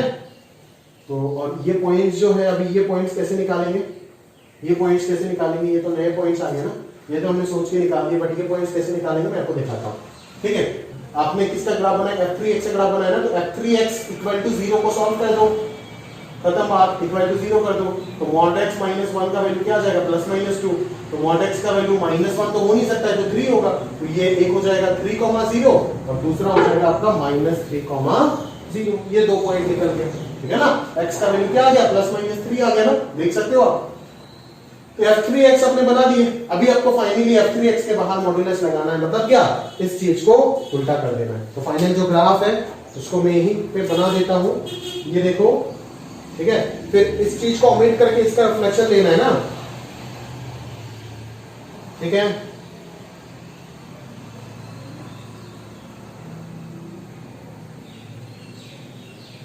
और फिर ये हो जाएगा आपका ग्राफ, ठीक है ना। तो ये पॉइंट कौन सा हो जाएगा, 1,2 हो जाएगा, उल्टा होकर के ये हो जाएगा 0,1, ये हो जाएगा आपका -1,2 हो जाएगा, ठीक है। तो इस प्रकार से आपने बना दिया, this will be the graph of your function y = modulus of x - 1, मतलब mod of x - 1 -2, ठीक है। तो इस प्रकार से हमने इस फंक्शन का ग्राफ जो है वो प्लॉट कर दिया, ठीक है। कितने कॉर्नर्स आ रहे हैं देख सकते हो ना, 1 2 3 4 5। अगर मैं डायरेक्टली पूछता हूं कि find the total number of point of non differentiability of this function, derivative कहां पे एग्जिस्ट नहीं करेगा, आप देख सकते हो, जहां जहां पे कॉर्नर है उस जगह पे डेरिवेटिव एग्जिस्ट नहीं करेगा, because of the possibility of multiple tangents, ठीक है ना। डेरिवेटिव एक टेंजेंट का स्लोप बताता है, बट यहाँ पे आपको एक कॉर्नर पे मल्टीपल टेंजेंट पॉसिबल होने की वजह से हम उसको नॉन डिफरेंशिएबल बोलते हैं। सीखेंगे सारे काम सीखेंगे, टेंशन की क्या बात है, समय को सिलेबस पूरा समय पे चल रहा है, कोई दिक्कत नहीं, ठीक है ना। तो इस प्रकार से हमारा ये वाला ग्राफ जो है वो कंप्लीट हो गया। अभी आगे का जो 2 ग्राफ है एक्सपोनेंशियल में, उस चीज को बना देते हैं, ठीक है। चलो, ट्रांसफॉर्मेशन का सबसे जो गड़बड़ वाला पार्ट है वही मैंने आपको सिखा दिया, और क्या टेंशन है, ठीक है। मेरा एक्सपीरियंस कम है बट रिसर्च काफी ज्यादा है, इसलिए इफेक्टिव हो। 6 ये रहा आपका 7 e to the power minus mod x minus half, ये दोनों बताना है। बोल तो सही, ये कहां से बनाएगा, देख करके समझ आ रहा है कि e to the power x से बनाएगा। e to the power x से कहां पे जाना है सर, सबसे पहले कहां पे जाएंगे, e to the power mod x पे जाएंगे, ठीक है ना। फिर e to the power mod x से कहां पे जाएंगे, e to the power mod x -1 पे जाएंगे, ऑब्वियसली समझ में आ रहा है। पूरा आउटपुट से -1 कर दिया और फिर पूरा आउटपुट पे ही क्या लगा दिया, कोड लगा दिया, हो गया ना। तो e to the power x का ग्राफ क्या हो गया, ये हो गया। e to the power mod x मतलब fx changes to f of mod x, मतलब क्या, x < 0 को इरेज कर दो और इसका रिफ्लेक्शन ले लो, हो गया। फिर इससे -1 कर देना है, ये तो 0,1 है ना, तो इससे अगर -1 कर दूंगा तो ग्राफ जो है वो ओरिजिन पे आ जाएगा ना, ये देख ओरिजिन पे आ जाएगा और इस प्रकार से कॉर्नर हो जाएगा, समझ में आया। और फिर ये 0 0 हो गया ना, और फिर मुझे क्या ले लेना है, पूरा पूरा मॉड्यूलस। अगर इस पूरा पूरा बाहर का अगर मॉड्यूलस ले लेना है तो क्या करूंगा, पूरा पूरा बाहर का अगर मॉड्यूलस ले लेना है तो आप खुद सोचो ना कि क्या होगा, कहानी क्या होगा, किस प्रकार से होगा, आप सोच सकते हो ना इस बात को, ठीक है। 1 से इंफिनिटी अगर हो गया, 0 से इंफिनिटी सोच सकते हो ना, वही तो रहेगा। क्योंकि f ऑफ x से अगर मैं मॉड ऑफ fx की बात करूं तो हम क्या करते हैं, y < 0 वाले पार्ट को इरेज करते हैं और उसका रिफ्लेक्शन ऊपर लेते हैं, बट यहाँ पे तो y < 0 में कोई पार्ट है ही नहीं, तो उसका रिफ्लेक्शन मैं कहां पे लूं, यही रहेगा final graph. This is the graph of modulus of e to the power mod x - 1, समझ में आया। और अगर मैं इसका ग्राफ बनाने का कोशिश करूं तो आप क्या समझोगे, सबसे पहले आपको क्या करना है बोलो, सबसे पहले e to the power x को ढूंढना है, ठीक है। फिर e to the power x से कहां पे जाएगा बोल तो, कहां पे जाएगा? पहले e to the power mod x पे जाएगा और फिर e to the power minus mod x करेगा क्या? नहीं, ये नहीं कर सकता, ये गलत है। फिर से कॉपी में नोट डाल के लिख के रख, ये गलत है। क्यों? क्योंकि fx की जगह में अगर मैं f ऑफ माइनस x करूं तो कौन सा आएगा? माइनस x की जगह पे माइनस आएगा, यानी कि मॉड्यूलस ऑफ माइनस x होगा। बट इस प्रकार से आप नहीं कर सकते, समझ में आ रहा है? तो ये गलत है, ये रॉन्ग है, ये रॉन्ग है। इसके बाद तो कर ही लेगा, कोई भी कर लेगा। माइनस हाफ लगाना है और फाइनली और लगाना है, ये रॉन्ग है। बट जो करेक्ट है वो क्या होगा? e to the power x से सर पहले आप e to the power minus x बनाओ, दैट इज fx से f ऑफ माइनस x, और फिर क्या करूंगा? उसी ये मान लो नया gx है, और gx में क्या करूंगा? g of mod x। तो मॉड जब आएगा तो सिर्फ x के जगह पे आएगा। मैं बार बार बोल रहा हूं, जो चेंजेस होते हैं ना, इनपुट चेंजेस, वो सारे के सारे इनपुट चेंजेस सिर्फ x के जगह पे ही चेंज करते हैं, बाकी आउटपुट में चेंज नहीं करते, या फिर f के अंदर पूरे जगह पे चेंज नहीं करते। f ऑफ x से अगर f ऑफ 2x से अगर 2x माइनस 1 इनपुट शिफ्ट करना चाहते हो तो 2 इंटू एक्स माइनस 1 होगा, 2x माइनस 1 नहीं होगा। इस चीज को समझो अच्छे से, ये कंफ्यूजन बहुत ज्यादा होता है, सबसे ज्यादा मेरे एक्सपीरियंस के according. e to the power minus mod x minus half, और यहां से चले जाएंगे e to the power minus mod x minus half का मॉड्यूलस। तो अगर ग्राफ बनाने गया तो किस प्रकार से होगा ग्राफ? देख तो सर एक बार फटाफट। ग्राफ बनाने अगर गया तो सबसे पहले e to the power x ऐसे, e to the power minus x, यानी कि fx के अंदर f ऑफ माइनस x कर दिया, तो ग्राफ जो है वो किसके अबाउट रोटेट होगा? सोचो ना, ग्राफ जो है वो किसके अबाउट रोटेट हो जाएगा? वो उसके अबाउट रोटेट होगा ना, आपका y एक्सिस के अबाउट रोटेट हो जाएगा। तो ग्राफ जो होगा वो इस प्रकार से हो जाएगा, और e to the power minus x का ग्राफ आप जानते ही हो। और इसमें अभी fx से gx से मैं g ऑफ मॉड x किया, मतलब x less than greater than 0 को वही रखना है और x लेस देन 0 पार्ट को इरेज कर देना है, और इसका रिफ्लेक्शन इधर लेना है। कुछ ऐसे हो जाएगा, समझ में आया ना? इसका रिफ्लेक्शन इधर तो ऐसे ही आएगा ना, समझ में आ रहा है? और फिर माइनस हाफ करना है, यानी कि हाफ यूनिट नीचे लाना है। अगर हाफ यूनिट नीचे लाए, ये तो आपका 0,1 है, अगर हाफ यूनिट नीचे लाए ग्राफ को तो क्या होगा? ग्राफ कुछ इस प्रकार से हो जाएगा ना,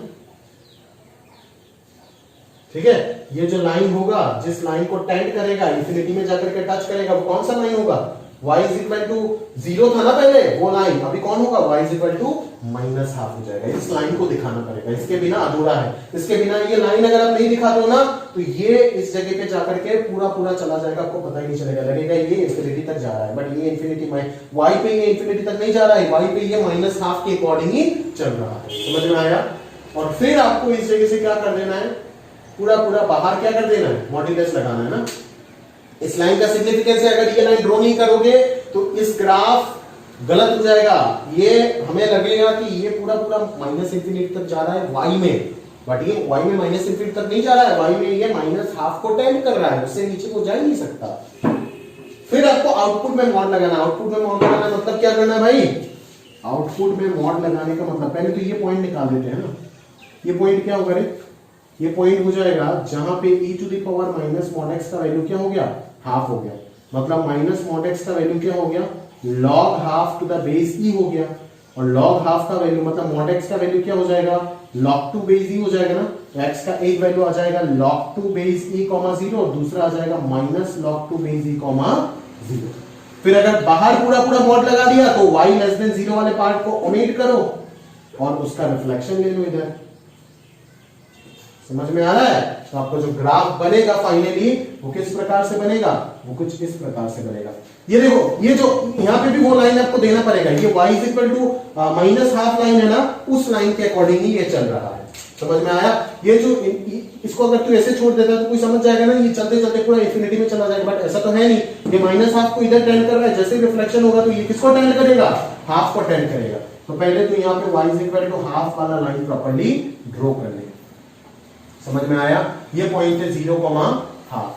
ये भी देखो ना, 0, हाफ ही तो है। समझ में आया? तो ये जो ग्राफ है वो पहले यहां तक आएगा, फिर इधर भी वो यहां तक जाएगा, और फिर यहां से वो ऐसे इस लाइन को टेंड करेगा। इस लाइन को टेंड करेगा, इस लाइन को कभी टच भी नहीं करेगा, क्रॉस करना तो दूर की बात है। इधर भी वो इस लाइन को टेंड करेगा, टच भी नहीं करेगा, क्रॉस करना तो बहुत दूर की बात है। और ये वैल्यू क्या हो जाएगा? माइनस log 2, 0, और ये हो जाएगा आपका log 2 base e, 0। Base e लिखिएगा नहीं तो मतलब नहीं बनेगा इसका। क्यों? क्योंकि यहाँ पे e to the power minus mod x था। अगर यहाँ पे 2 to the power minus mod x होता तो यहाँ पे मैं बेस में 2 लिखता, दैट इज 1 और -1 हो जाता। समझ आ रहा है? तो उम्मीद करता हूं कि ट्रांसफॉर्मेशन ऑफ ग्राफ दिल से और बहुत अच्छे से आपका दिल और दिमाग में मैंने फीड कर दिया और समझा भी पाया। ठीक है, अभी ये इस बात पे डिपेंड नहीं करता है कि सर ने हमें कितना अच्छे से पढ़ाया, वो सिर्फ इस बात पे डिपेंड करता है कि आप कितना अच्छे से टॉपिक को पढ़े हो और आप कितना अच्छे से होमवर्क को और होमवर्क का डिस्कशन को फॉलो करते हैं। ठीक है, सिर्फ इस बात पे डिपेंड करता है। आपका प्रैक्टिस, आपका सोच और आपका मेहनत के ऊपर डिपेंड करेगा और सबसे इफेक्टिव जो है वो है आपका होमवर्क डिस्कशन। ठीक है, तो और आपका डाउट क्लियरेंस। ठीक है ना, क्योंकि लेक्चर तो कोई भी आप देख लोगे, ठीक है, बट अगर आप तरीके से सोचे नहीं तो वो गलत बात है। तो हुआ, यहाँ तक खत्म हो गया है ना। अभी हमारा जो लास्ट पार्ट है उस चीज को हम कवर करने का कोशिश करते हैं। ठीक है, यानी कि हो जाएगा फंक्शनल इक्वेशन। डाउट वगैरह है फोन कीजिए, साथों साथ बता के देते हैं, बट अगर डाउट वगैरह नहीं है तो क्या करोगे, मजे मारो, शीट का क्वेश्चन सॉल्व करो प्रॉपर्ली। ठीक है, देखो अभी चलिए स्टार्ट करते हैं हमारा जो अगला टॉपिक है और लास्ट टॉपिक है पूरा फंक्शन का, फंक्शनल इक्वेशन। देख लेते हो क्या है। बेसिकली आज की क्लास में उसका मैं कम इलस्ट्रेशन कराऊंगा, बट शीट में उसका काफी क्वेश्चंस है, उन सबको आप अगर प्रैक्टिस करेंगे तो बेटर एक बहुत अच्छे लेवल में चले जाएगा आपका फंक्शनल इक्वेशन। और डिस्कशन के टाइम में जो शीट डिस्कशन होगा ना फंक्शन पार्ट 3 का, उस दिन में जो भी आपका डाउट वगैरह है या फिर जितना भी क्वेश्चन कराना है करा दूंगा। खैर मैं कराऊंगा 4-5 क्वेश्चन करा दूंगा। देखो फंक्शनल इक्वेशन, फंक्शनल इक्वेशन मतलब या फिर उसको आप फंक्शनल रिलेशन बोलो, काफी इंपॉर्टेंट है, कैलकुलस में काफी यूज किया जाता है। सिर्फ डिफरेंशियल नहीं, पूरा इंटीग्रल कैलकुलस तक ये पूरा काम आएगा। ठीक है, तो फंक्शन f के फॉर्मेट में आपको कुछ रिलेशन दिया जाएगा और जहां से आपको fx वगैरह या फिर f किसी भी इनपुट में fx का वैल्यू जो है वो ढूंढने को आपको बोला जाएगा। ठीक है, तो उस लिहाज से काफी अच्छा और इम्पोर्टेंट टॉपिक है ये। ठीक है, अगर मैं समझने का कोशिश करूं तो अगर मैं कुछ बेसिक फंक्शनल इक्वेशन जो है वो अगर आपके साथ डिस्कस करूं तो कुछ इस प्रकार से है। देखो सबसे पहले मैं आपको देता हूं एक एग्जांपल। अगर आपको कभी भी इस प्रकार का चीज लिखा हुआ कहीं पे भी मिल जाए, ठीक है ना, कहीं पे भी अगर आपको इस प्रकार का चीज लिखा हुआ मिल जाए तो इसको आप क्या बोलोगे, फंक्शनल इक्वेशन बोलोगे। फंक्शन में ही relation f of x plus y equal to fx into f of y। ठीक है, तब आपको ना ये चीज हम लोग 4-5 पॉइंट, छोटे छोटे पॉइंट आपको मैं ऑलरेडी बता करके दे रहा हूं ताकि आपको हेल्प हो उसको। इस फंक्शनल रूल को सेटिस्फाई करने वाला कहानी जो है उसको क्या आप ढूंढ करके निकाल सकते हो? आप सोचो ना, एक बार आराम से निकाल सकते हो। कौन है वो? है आपका एक्सपोनेंशियल फंक्शन। वो कौन है आपका? एक्सपोनेंशियल फंक्शन, यानी कि a to the power x। क्यों? Because a to the power x plus y जो है वो किसके इक्वल होगा? a to the power x into a to the power y के इक्वल हो जाएगा। समझ में आ रहा है ना? बिल्कुल, तो वही तो बोल रहा है ये functional rule, f of x plus y split हो जाए fx into f of y में। तो ये तो a to the power x follow करता है ना, तो उस चीज को जब भी आपको ये फंक्शनल इक्वेशन दिख जाएगा तब आप fx की जगह में ये सब्स्टिट्यूट करके आपका fx वगैरह निकाल सकते हो। जरूरी नहीं है fx यही होगा, 2 to the power x 3 to the power x कुछ भी हो सकता है, एक का वैल्यू निकाल सकते हो। तो ये कहानी आप याद रखो, आपको बहुत ज्यादा हेल्प होगा कि f of x plus y अगर fx into fy में स्प्लिट हो जाता है तो fx को मैं a to the power x मान सकता हूं विद प्रॉपर लॉजिक। सिमिलरली अगर मेरा दूसरा वाला पार्ट जो है उसको भी अगर आप ध्यान से समझते हो, ठीक है ना, प्लस नहीं माइनस है और यहाँ पे fx divided by f of y है। ठीक है, समझ आ रहा है?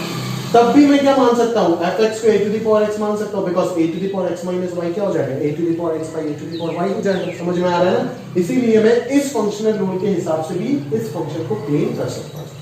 अगला अगर मैं पार्ट 3 में बात करूं, पार्ट 3 में आप देखोगे कि f of x plus y अगर f of x into y के इक्वल हो गया तो सॉरी, यानी कि f of x plus y उधर था, अभी अगर f of x into y fx plus fy में चला गया, जस्ट इसका रिवर्स, तो क्या हो जाएगा? तो आप भी बोलोगे सर इसका रिवर्स ये है, तो इधर भी इसका रिवर्स आएगा, यानी कि इधर इसका रिवर्स कौन होता है? लॉगरिथमिक फंक्शन होता है ना, एक्सपोनेंशियल का इनवर्स। तो क्या हो जाएगा देख, log x log of x into y क्या हो जाता है? log x plus log y होता है। तो इस फंक्शनल रूल को कौन वैलिड करेगा?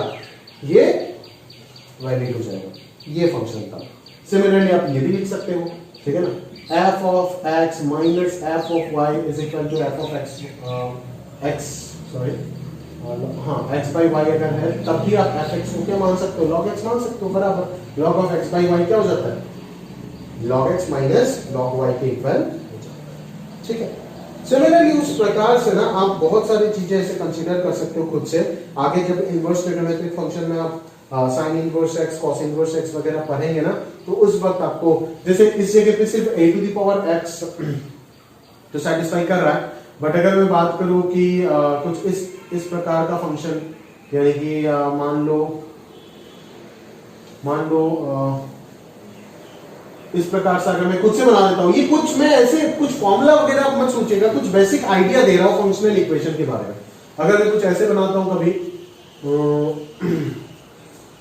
f of x plus y is equal to fx plus f of y, ये रूल तो यहाँ पे चारों में से कुछ कहीं पे भी नहीं आया, तो आप क्या करो, fx को कुछ भी लीनियर फंक्शन मान लो ना, ये तो इस चीज को वैलिड करेगा ना। देख fx को अगर मैं x ही मान लेता हूँ तो क्या हो जाएगा?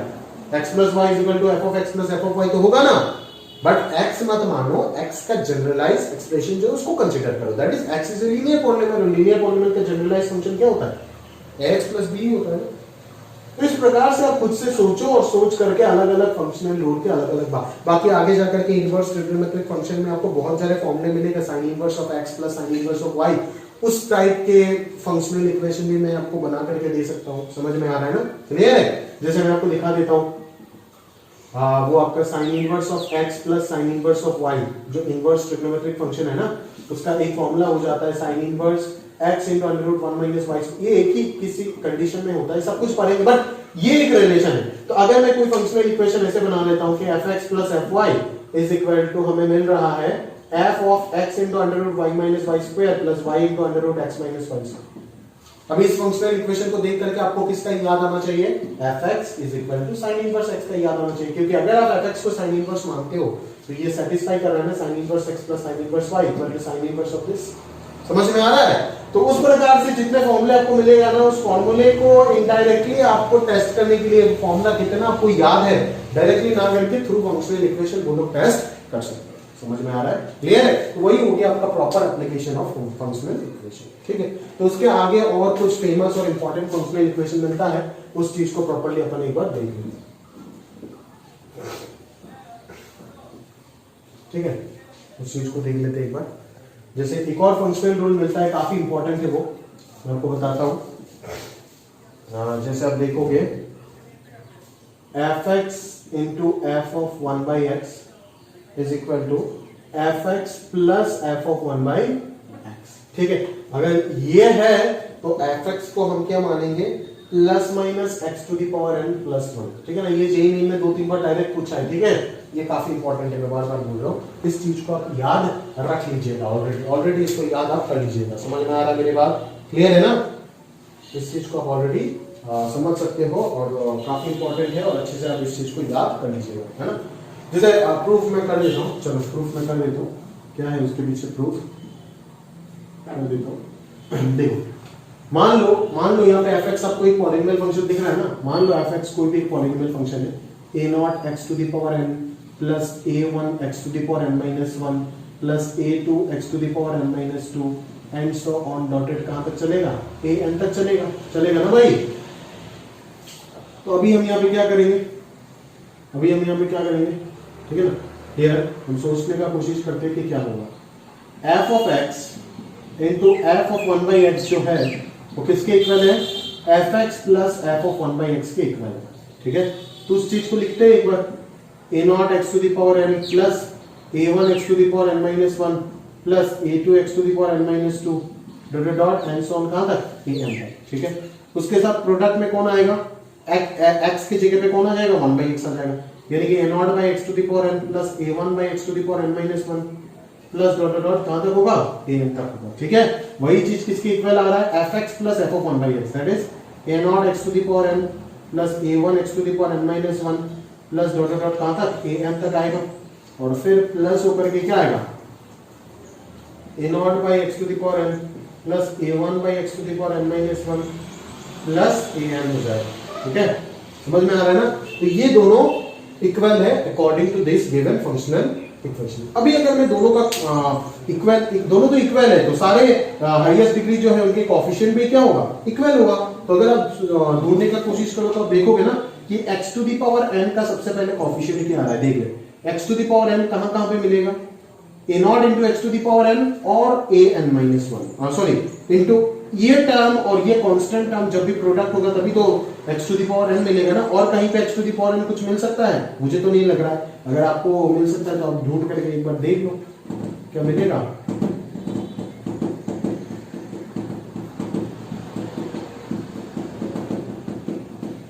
मुझे तो नहीं लग रहा है, और x to the power n शायद मिलेगा ही नहीं। अगर मिल भी जाता है तो कहां मिलेगा, x to the power n ढूंढना है, x to the power n नहीं, और नहीं मिलेगा।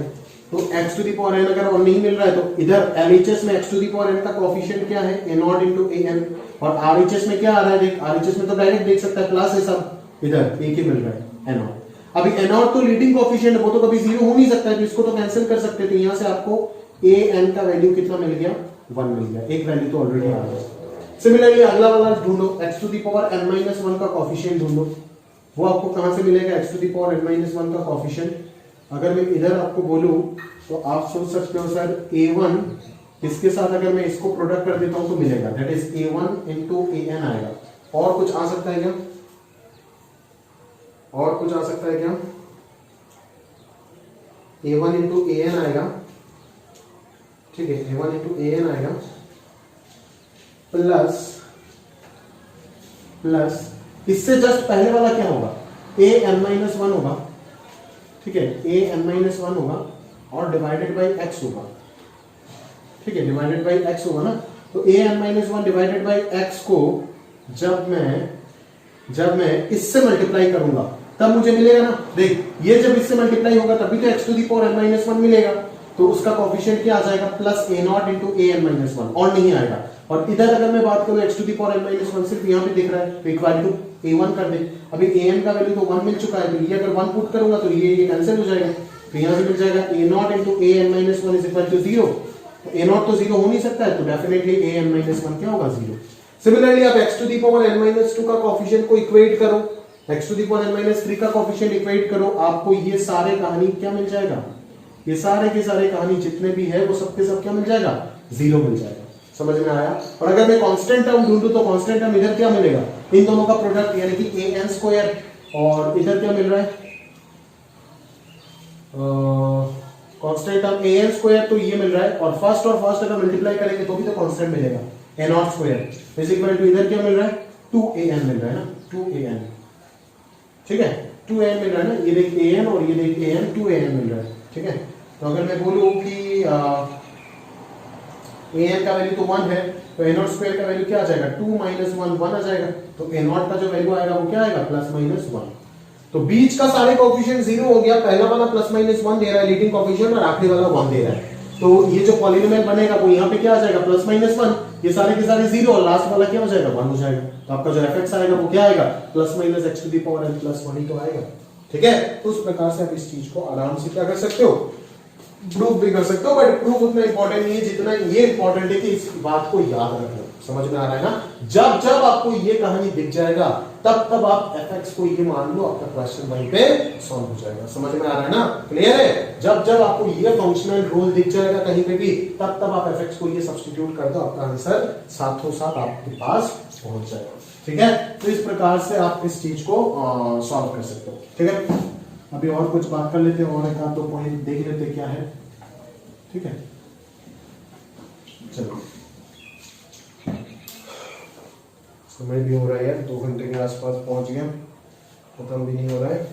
चलो 5 हो गया, 6 नंबर देख लेते हैं एक बार। 6 number, symmetry of graph about a,0, ठीक है। सिमेट्री ऑफ ग्राफ बोल रहा है ना कि अगर आपको कहीं पे भी ये रिलेशन लिखा हुआ मिलता है तो आपका ग्राफ जो होगा वो सिमेट्रिक होगा, वो सिमेट्रिक होगा अबाउट कौन सा पॉइंट, a, 0 पॉइंट के अबाउट, ठीक है। और अगर आपको ना कहीं पे भी ये लिखा हुआ मिल जाता है ना, ठीक है, तो आपका ग्राफ जो होगा ना वो सिमेट्रिक हो जाएगा about x is equal to a line, एक लाइन के अबाउट सिमेट्रिक हो जाएगा जो कि जाएगा आपका x बराबर a। समझ आता है आपको, क्लियर है, ठीक है। x is equal to a के अबाउट वो सिमेट्रिक हो जाएगा, तो उस चीज को ध्यान से एक बार समझ लेते हैं, ठीक है। ये भी काफी इंपॉर्टेंट पॉइंट है, अभी तक यूज नहीं हुआ है किसी भी क्वेश्चन में आईटी में, आप याद रखिएगा, यूज हो सकता है, ठीक है। तो f of a minus x अगर f of a plus x के इक्वल है, मतलब आप ध्यान से समझो ना कहानी को, ठीक है। अगर मैं कोई भी एक ग्राफ अगर मैं ले लेता हूँ, ठीक है, मान लो ऐसे कोई भी ग्राफ ले लिया है ना, ये लाइन क्या है, x इक्वल टू 0, ये ग्राफ अगर कोई इवन फंक्शन है तो x इक्वल टू 0 लाइन के अबाउट सेटिस्फाई कर रहा है। आप पता करते हो ना कि इवन फंक्शन मतलब f of minus x equal to fx, इस चीज को आप इस प्रकार से सोचो ना, 0 plus x is equal to f of 0 minus x, मतलब x इक्वल टू 0 लाइन में, समझ में आया ना, x इक्वल टू 0 लाइन में कुछ आगे गया और उतना ही लाइन में क्या आया, पीछे आया, समझ में आया। f of x equal to 0 line में 0 के साथ कुछ x प्लस किया तो 0 plus x, sorry 0 minus x तो आगे जाएगा, 0 माइनस एक्स कुछ आगे गया और 0 प्लस एक्स पीछे आया, समझ में आया। तो अगर मैं सिमिलरली आप बोलो कि x इक्वल टू a कोई भी लाइन दे देता हूं, तो यहाँ पे तो x इक्वल टू 0 था तो यहाँ पे a हो जाएगा, a पे क्या हो जाएगा, a पे आप x यूनिट अगर प्लस करोगे तो आप पीछे आ जाओगे, और x यूनिट अगर माइनस करोगे तो आगे चले जाओगे, तो ये भी तो x इक्वल टू a के अबाउट सिमेट्रिक होगा ना, जैसे इधर दिखेगा वैसे इधर दिखेगा, क्योंकि आउटपुट तो सेम होना पड़ेगा। ये दोनों के दोनों किसको रिप्रेजेंट कर रहा है, आउटपुट को रिप्रेजेंट कर रहा है ना, आउटपुट तो आगे जाके भी आउटपुट जो मिलेगा पीछे आके भी आउटपुट सेम होना पड़ेगा, तो ग्राफ तो सिमेट्रिक हो जाएगा ना। अब सोचो ना, इस लाइन के a क्या, अगर मैं प्लस एक्स करता हूं तो पीछे आऊंगा, पीछे आने के बाद f जो मिल रहा है आगे जाने के बाद भी f वही मिलेगा क्योंकि दोनों इक्वल है। तो अगर दोनों जगह पे आउटपुट सेम मिल रहा है तो ग्राफ जो होगा वो इस लाइन के ऊपर सिमेट्रिक मिलेगा ना, आउटपुट तो सेम आ रहा है, ठीक है, वही चीज। और यहां पे क्या हो गया, माइनस आ गया ना, तो अगर ये माइनस आ गया तो ये हिस्सा जो है वो तो इस प्रकार से हो जाएगा ना, ऐसे ना हो करके, अगर वो इस प्रकार से हो गया तो वो इस लाइन के अबाउट सिमेट्रिक होगा या इस पॉइंट के अबाउट सिमेट्रिक होगा, इस पॉइंट के अबाउट होगा, जो कि ऑड फंक्शन का डेफिनेशन में होता था, 0 ओरिजिन के अबाउट सिमेट्रिक होता था ना उधर, क्यों, क्योंकि 0 plus x equal to minus of f of 0 minus x होता था। समझ में आ रहा है ना, क्लियर है, याद है ना, f of minus x is equal to minus of fx होने से ऑड फंक्शन होता है, उसको ऐसे रीड करो, ऐसे रीड करो तो कहानी में पकड़ में आएगा। x इक्वल टू 0 लाइन का प्लस x किया तो पीछे आया, माइनस x किया तो आगे गया, बट ये माइनस हो गया तो ये उल्टा हो गया, इधर जाने वाला था इधर आ गया, तो ये क्या हो गया, एक पॉइंट के अबाउट सिमेट्रिक हो गया। तो इस प्रकार से इस चीज को आप समझ सकते हो, ठीक है ना। उम्मीद करता हूँ ये कहानी आप समझ गए होंगे, ज्यादा दिक्कत नहीं है। अभी हम हमारा क्वेश्चन स्टार्ट करते हैं, ठीक है। तो क्वेश्चन क्या है, अच्छा एक चीज याद आ रहा है मुझे, एक पीरियडिक फंक्शन का शेप में एक क्वेश्चन है, मैं इसके थ्रू इस क्वेश्चन को एक बार करा देता हूं, एक मिनट, एक अच्छा क्वेश्चन याद आया। देख, अगर मैं लिखता हूं फाइंड, मुझे याद है लास्ट क्लास में पीरियडिक में फंक्शनल रूल, इस प्रकार से फंक्शनल रूल था और उस जगह पे हम कुछ x की जगह पे दूसरा को सब्स्टिट्यूट वगैरह करके पीरियड निकाल रहे थे, वही कंसेप्ट मैं बता रहा हूं, ठीक है। Find period of fx, find period of fx if f of 10 minus x is equal to f of 10 plus x। समझ में आ रहा है, क्लियर है। If f of 10 minus x is equal to क्या है, f of 10 plus x, ठीक है। अभी इस जगह पे आप पीरियड कैसे निकालोगे वो आपको ढूंढना है ना। अगर मैं आपको बात करूं तो आप कुछ इस प्रकार से देख सकते हो, यहां पे आप कुछ इस प्रकार से देख सकते हो कि f of 10 minus x जो होगा, जैसे f of a minus x equal to f of a plus x का कहानी चल रहा है, तो ये x इक्वल टू 10 लाइन के अबाउट क्या होगा, सिमेट्रिक होगा नहीं होगा, होगा ना, सिमेट्रिक हो जाएगा। तो क्वेश्चन एग्जैक्टली और कुछ था क्या, डायरेक्टली तो निकाल नहीं पाए, देख लेता हूँ कोई क्वेश्चन में। हाँ, ये बोल के दिया था कि find the period of an even function, f x if this happens, ठीक है। यहां से हमें पता चलता है कि fx का ग्राफ जो भी हुआ, fx जो होगा, आप सब्स्टिट्यूट वगैरह करके देख लीजिएगा, यहां से आप निकाल नहीं पाएंगे पीरियड, यानी कि आप वो वाला कहानी निकाल नहीं पाएंगे f of x plus t is equal to fx। आप तो सब्स्टिट्यूट वगैरह करके वही निकालते थे ना कि f of x plus t is equal to fx वाला फंडा, उस जगह से t को आप पीरियड बोल देते थे, बट यहाँ पे शायद आप वो चीज कर नहीं पाएंगे। ठीक है, तो अपन एक बार सोचते हैं कि क्या करेंगे यहाँ पे, है ना। इतना सा यहाँ से इतना सा पता चल रहा है कि ये जो ग्राफ है वो x इक्वल टू 10 लाइन के अबाउट क्या दिख रहा है, सिमेट्रिक दिख रहा है। समझ में आ रहा है, x इक्वल टू 10 लाइन के अबाउट सिमेट्रिक दिखने का मतलब है कि इधर जैसा होगा इधर भी ऐसे ही होगा। ठीक है, मान लेता हूं, मान ले ग्राफ को मैं मान लेता हूं। अच्छा, एक बात मानता हूं, सबसे पहले तो फंक्शन इवन फंक्शन है ना, तो मान लेता हूं मैं कहीं पे भी, आप ऐसे मत सोचना कि फंक्शन का रेंज वगैरह मुझे पता, मैं कहीं पे भी मान लो यहां से शुरू किया और यहां से यहां तक मैं ऐसे बनाया। ठीक है, सोच के देखना कितना इंटरेस्टिंग और कितना बढ़िया सवाल है ना, आपको पता चलेगा यहां से। सवाल का कोई रेंज नहीं होता है कंसेप्शन का, आप देख सकते हैं यहां से। इवन फंक्शन है, मैंने बस 0 से 10 के बीच में ग्राफ को ड्रॉ किया, तो मैंने 0 से 10 के बीच में अगर मैं सोचता हूं कि ग्राफ ऐसे है, 0 से 10 के बीच में अगर सोचता हूं, जरूरत नहीं है कि ऐसे होगा, जरूरी नहीं है, कुछ भी हो सकता है। ठीक है, मैंने मान लिया कि ग्राफ ऐसे है 0 से 10 के बीच में, फंक्शन इवन है, तो अगर 0 से 10 के बीच में ऐसे है तो 0 से -10 के बीच में भी ऐसे होगा, बिकॉज इवन फंक्शन ये बताता है कि y एक्सिस के अबाउट सिमेट्रिक। अभी ये रूल से आपको ये पता चल गया कि x इक्वल टू 10 लाइन के अबाउट भी सिमेट्रिक होगा, मतलब x इक्वल टू 10 के अगर इधर ऐसे हो गया तो x इक्वल टू 10 के इधर भी तो ऐसे होगा ना। समझ में आया, ये कौन सा पॉइंट हो जाएगा, x इक्वल टू 20, ये कौन सा हो जाएगा, x इक्वल टू 30। समझ में आ गया। अभी देख, अभी वापस ये इवन फंक्शन तो है, मतलब इधर जो कहानी चल रहा है इधर भी वही चलेगा, इधर जैसे सिमेट्रिक हो रहा है इधर भी तो वही होगा ना, तो यहाँ पे भी देख क्या चल रहा है कहानी। समझ में आया, इधर ये एक्स्ट्रा पार्ट आ गया ना, तो इधर भी तो ये एक्स्ट्रा पार्ट आना पड़ेगा ना। समझ में आ रहा है, ये क्या हो गया, x इक्वल टू -20, ये क्या हो जाएगा, x इक्वल टू -30। अभी देखो इधर, अभी x इक्वल टू 10 पे वापस आ जाओ, x इक्वल टू 10 देखेगा नहीं, यहाँ पे तो बहुत ज्यादा हो गया, मतलब यहाँ पे टोटल 1 2 3 4 हिस्सा आ गया मेरे पास, मेरे राइट साइड में तो 2 हिस्सा आया, तो इधर वो और 2 हिस्सा लगाएगा।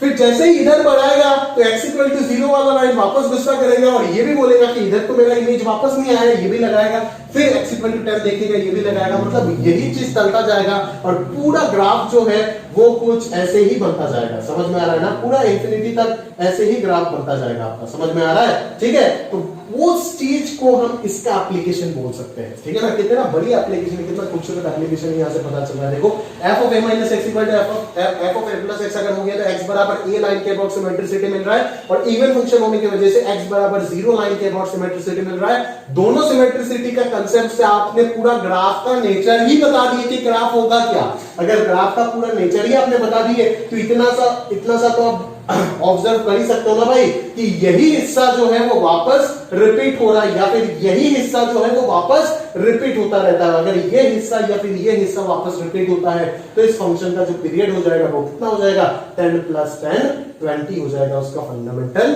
पीरियड। समझ में आया ना, तो कितना इंटरेस्टिंग और खूबसूरत क्वेश्चन है जो ये सब कंसेप्ट के ऊपर सोच करके आप बनाया जा सकता है, वो आप एक बार सोच के देखो। ठीक है, यहाँ पे आप नहीं कर पाओगे, ये ट्रांसफॉर्मेशन वगैरह से अगर आप करके देख लीजिएगा 20 निकाल सकते हो, नहीं अगर निकाल लिए तो बहुत अच्छी बात है, अगर नहीं निकाल पाते हो तो आप इस प्रकार से करोगे। ठीक है, तो ये चीज जो ये जो कहानी है वो आपको अच्छे से समझ में आ गया होगा, उम्मीद करता हूं, और आगे जो है वो आप प्रॉपर्ली सिस्टम को समझ जाओगे।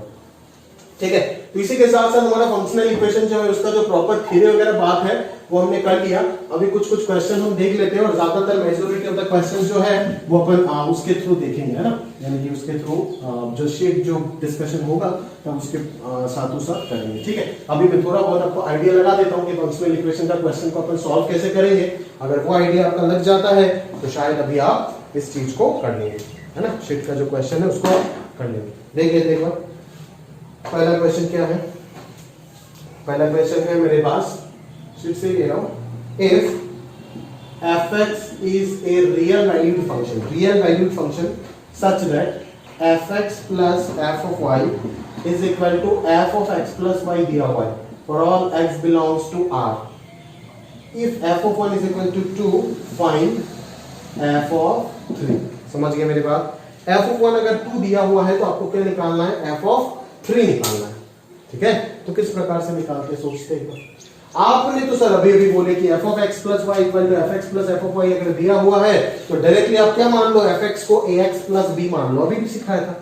बट अगर आप एफ एक्स को ए एक्स प्लस बी मानोगे तो यहां पे आपका कुछ ना कुछ लफड़ा आएगा, ठीक है। क्यों? क्योंकि कंडीशन ए एक्स प्लस बी पे वेरिएबल कितना है, 2 वेरिएबल है, बट ए और बी दोनों वेरिएबल को निकालने के लिए आपके पास तो 2 कंडीशन होना चाहिए, बट यहां पे आपके पास एक ही कंडीशन है, f of 1 is equal to 2, तो उस जगह से आप दोनों कंडीशन को शायद निकाल नहीं पाएंगे, ठीक है। तो आप क्या करोगे, यहां पे एक और कंडीशन आपको निकालना पड़ेगा, तो वो एक और कंडीशन जो है वो कैसे निकालते हैं, वही आपका आर्ट है।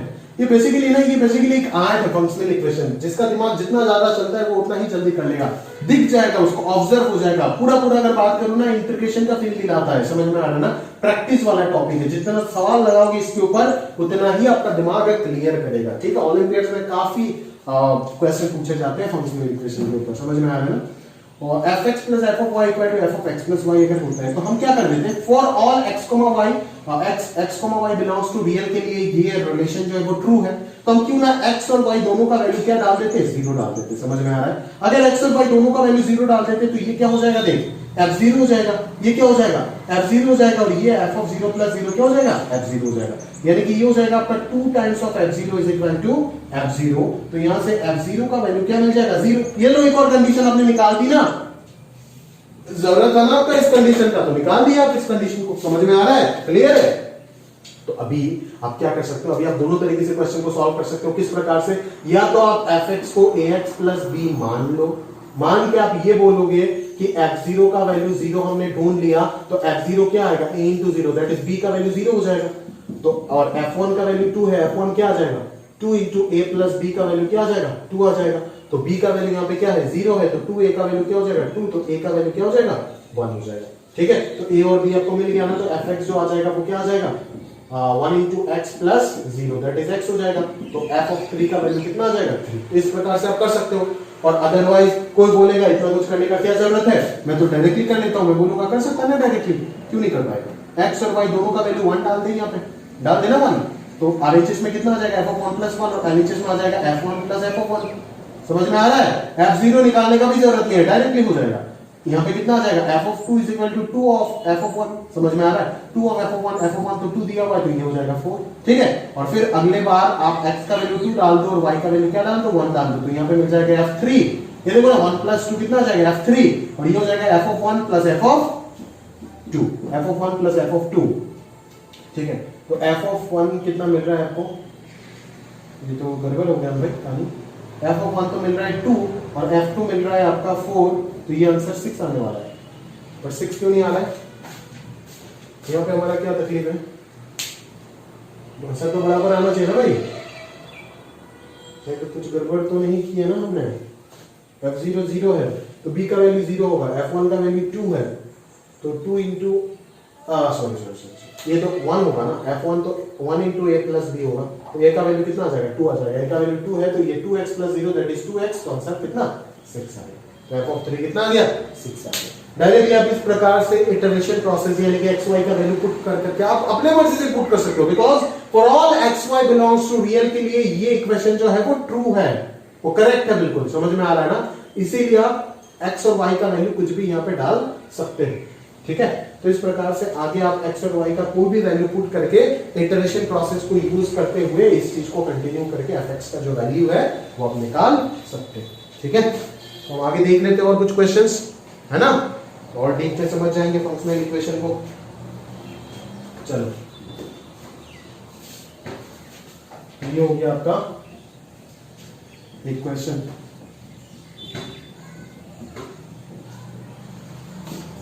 आगे चलते और समझने की कोशिश करते बाकी क्वेश्चंस को। सेकंड क्वेश्चन है आपका f of x plus f of y, f of x plus f of y is equal to क्या है, fx into f of y, जहां पे fx आपको नॉन जीरो दिया हुआ है for all x belongs to real, और आपको ये पूछा जा रहा है कि फाइंड f of 10, ठीक है, ये आपका क्वेश्चन है। तो f of 10 निकालने के लिए तो भाई f of x निकालना जरूरी है, ठीक है ना। तो आप बोलोगे सर ये रूल जो है ये कौन फॉलो करता है, ये रूल को फॉलो करता है कौन, अगर मैं fx का वैल्यू क्या मान लेता हूं यहाँ पे, fx को अगर मैं मान लेता हूं a to the power x, तो शायद यहाँ पे काम बन जाएगा। नहीं, यहाँ पे काम तो नहीं बनेगा, यहाँ पे तो fx plus f of y है ना, यानी कि log x plus log y, log x y। नहीं, यहाँ पे तो ऐसे ऐसे रूल तो आपको मिला ही नहीं ना अभी तक, मिला ही कैसे रूल, नहीं मिला। ठीक है, ऐसे रूल तो आप जो मैंने पहले 4-5 रूल लिखा के दिया था उसमें से वो ये गिरता नहीं है, तो ऑब्वियस चीज है। तो आप खुद से करो, सोच के करो, खुद से आपको सोचना पड़ेगा। आप क्या सोचोगे खुद से? खुद से इतना सा सोच सकते हो यहाँ पे कि सर कुछ भी कर सकते हो आप, ठीक है ना, कुछ भी कर सकते हो, एक्स वाई कुछ भी डाल सकते हो। आप क्या कर रहे हो, मैं वाई का वैल्यू डाल देता हूँ एक्स, ठीक है। आप बोलोगे सर आपको कैसे पता चला, मैं बोलूंगा मेरे पास कोई जवाब नहीं है, प्रैक्टिस करो, पता चलेगा क्या डालना है क्या नहीं डालना है। पूरा टॉपिक प्रैक्टिस का ज्यादा, प्रैक्टिस के ऊपर ज्यादा डिपेंडेंट है फंक्शनल इक्वेशन रिलेटिव टू आपको प्रैक्टिस, मेथड्स, ट्रिक्स वगैरह ये सब अच्छे से क्लियर होना चाहिए इस टॉपिक को संभालने के लिए। बाकी कंसेप्शन इसमें कम है, बट ट्रांसफॉर्मेशन वगैरह देखिए और कंसेप्शन ज्यादा है। y का वैल्यू अगर x डाल देता हूं तो यहाँ पे क्या आ जाएगा, fx plus f of x आ जाएगा, और इधर आ जाएगा fx into f of x, खत्म बात। वही चीज आपको ढूंढ करके निकालना है। ये 2 ऑफ f ऑफ x हो गया, और ये हो गया आपका f ऑफ x का होल स्क्वायर। ये हो जाएगा आपका f ऑफ x का whole square minus 2 into f of x is equal to 0। यहाँ से आप f ऑफ x कॉमन ले लीजिए तो अंदर आ जाएगा fx minus 2 is equal to 0। अभी आपको अच्छे से पता है कि fx जो है वो 0 नहीं हो सकता, तो ये वैल्यू 0 होगा। अगर ये वैल्यू 0 होता है तो fx का जो वैल्यू होगा वो क्या हो जाएगा, 2 हो जाएगा। समझ में आ रहा है? अगर fx का वैल्यू 2 हो गया तो f के अंदर कुछ भी डाल, 1000 डाल दे, आंसर जो आएगा वो क्या आएगा, 2 आएगा। दैट इज fx जो है, जो इस फंक्शनल इक्वेशन को फॉलो कर रहा है, वो अपने आप में एक कांस्टेंट फंक्शन है जो हर x का इनपुट में आउटपुट जो है वो क्या देगा, सेम देगा। यानी कि आंसर जो आएगा वो उसका क्या आएगा, 2 ही आएगा। ठीक है, तो ये लो एक और क्वेश्चन करा दिया, ठीक है ना। एक और कराते हैं अभी, ठीक है, और कुछ करा देते नहीं, 4-5 कर लेंगे तो आइडिया लग जाएगा आपको कैसे करने। ठीक है, समझ जाओगे पूरा कहानी।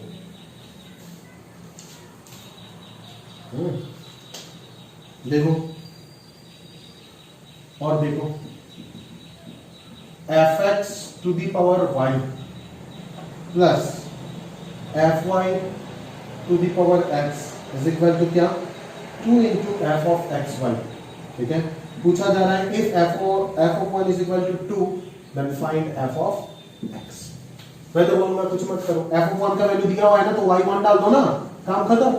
fx टू दी पावर 1 तो fx ही आ गया, ये आ जाएगा f1 to the power x, और इधर आ जाएगा 2 इंटू fx। ठीक है, तो 2 इंटू fx माइनस fx, ये fx को उधर भेज दो तो fx आ जाएगा, और f1 का वैल्यू 2 दिया हुआ है ना, तो fx कितना आ गया, 2 टू दी पावर x। खत्म। समझ में आ रहा है ना, क्लियर है? तो एक अच्छा मतलब मजेदार टॉपिक है, ऐसा नहीं कि मजा नहीं आएगा, बिल्कुल मजा आएगा, बट आपको वही जुगाड़ वगैरह जो है वो आपको खुद से सोच करके लगाना पड़ेगा कि कितना एफिशिएंटली और कितना इफेक्टिवली आप उस चीज को यूज कर पाते हो। ठीक है, तो वही x और y का वैल्यू कुछ भी पुट अनाउंसना पुट करना है और कर करके अपना आंसर तक पहुंचना है। ठीक है, एक इटरेशन प्रोसेस है, ज्यादा कुछ मैं यहाँ पे सिखा नहीं सकता। आप अगर और 2 क्वेश्चन ले लेते हैं ना, क्या बोलते हो, और 2 क्वेश्चन ले लेते हैं, एक ले लेते हैं एफ ऑफ कंपोजिशन ले लेते हैं, है ना, तो मार्कर पेन भी खत्म हुआ है क्लास के साथ साथ। एफ ऑफ एक्स, ठीक है, is equal to 2 f of x minus f square x. ठीक है, आपको बोला है find f x, find f x.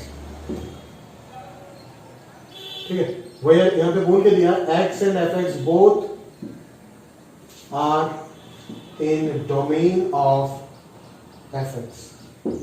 ठीक है, एक और क्वेश्चन ले लेते हैं। हाँ, इस प्रकार के क्वेश्चन इंपॉर्टेंट है, तो बता रहा हूं। 2fx plus f of 1/x का वैल्यू दे रखा है x minus 1, where x belongs to real minus 0। आपको क्या निकालना है, fx निकालना है, फाइंड fx। कैसे करें देखते हैं।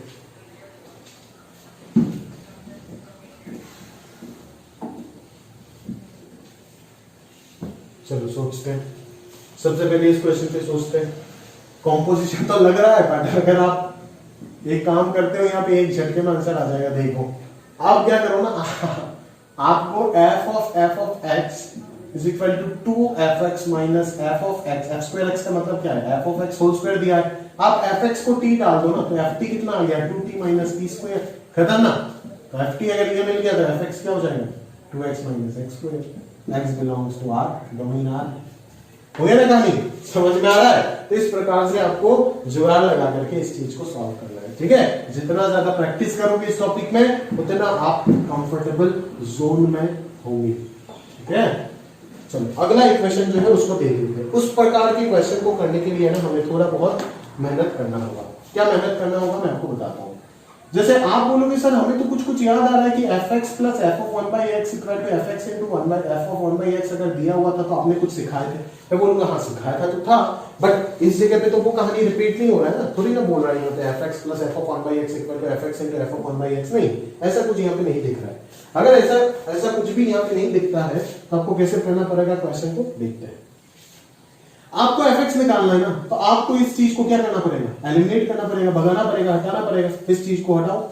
इस चीज को कैसे हटाओगे, देखो कैसे हटाओगे। हम यहाँ पे क्या कर रहे हैं, इस चीज को सीखो, बहुत जगह पे काम आएगा, अलग अलग तरीके से बहुत क्वेश्चन पे काम आएगा। x को ना हम क्या कर देते, 1/x से रिप्लेस कर देते, तो बनेगा क्या, ये बन गया 2 इंटू एफ ऑफ 1/x, ठीक है। और ये बन जाएगा आपका 1/1/x क्या हो जाएगा f ऑफ x, और ये बन जाएगा x की जगह पे 1/x माइनस 1। समझ में आया। अभी बस इस चीज को आपको कैंसिल कराना है ना, इस चीज को क्या करना है, कैंसिल कराना है। 2 को कॉमन ले लो, 2 को कॉमन ले लो तो क्या आ जाएगा f ऑफ 1/x, यहाँ पे आ जाएगा half of f of x, 2 से डिवाइड कर दो दोनों तरफ तो ये आ जाएगा 1/2x माइनस हाफ, ठीक है। इसको इक्वेशन 2 बोल दे, इसको इक्वेशन 1 बोल दे। देख इससे इसको कैंसिल करेगा तो ये पार्ट कैंसिल हो जाएगा ना, आ जाएगा fx। 1 माइनस 2 कर दो, क्या आ जाएगा, दिस माइनस दिस, जब भी होगा ये पार्ट कैंसिल होगा ना, ये पार्ट, और 2 माइनस हाफ होकर ये क्या आ जाएगा 3/2 f of x is equal to x minus 1 minus 1/2x plus half. ये हो जाएगा x minus 1/2x minus 1 plus half, कितना हो जाएगा माइनस हाफ, ठीक है। तो ये 3/2 है तो उधर भेज दो 3/2 को, कितना आ जाएगा ये 2x/3 आ जाएगा, 2/3 है तो 1/3x हो जाएगा, है ना। 2/3 2 कैंसिल, 1/3x हो जाएगा माइनस 2/3 तो ये 1/3 हो जाएगा, ठीक है।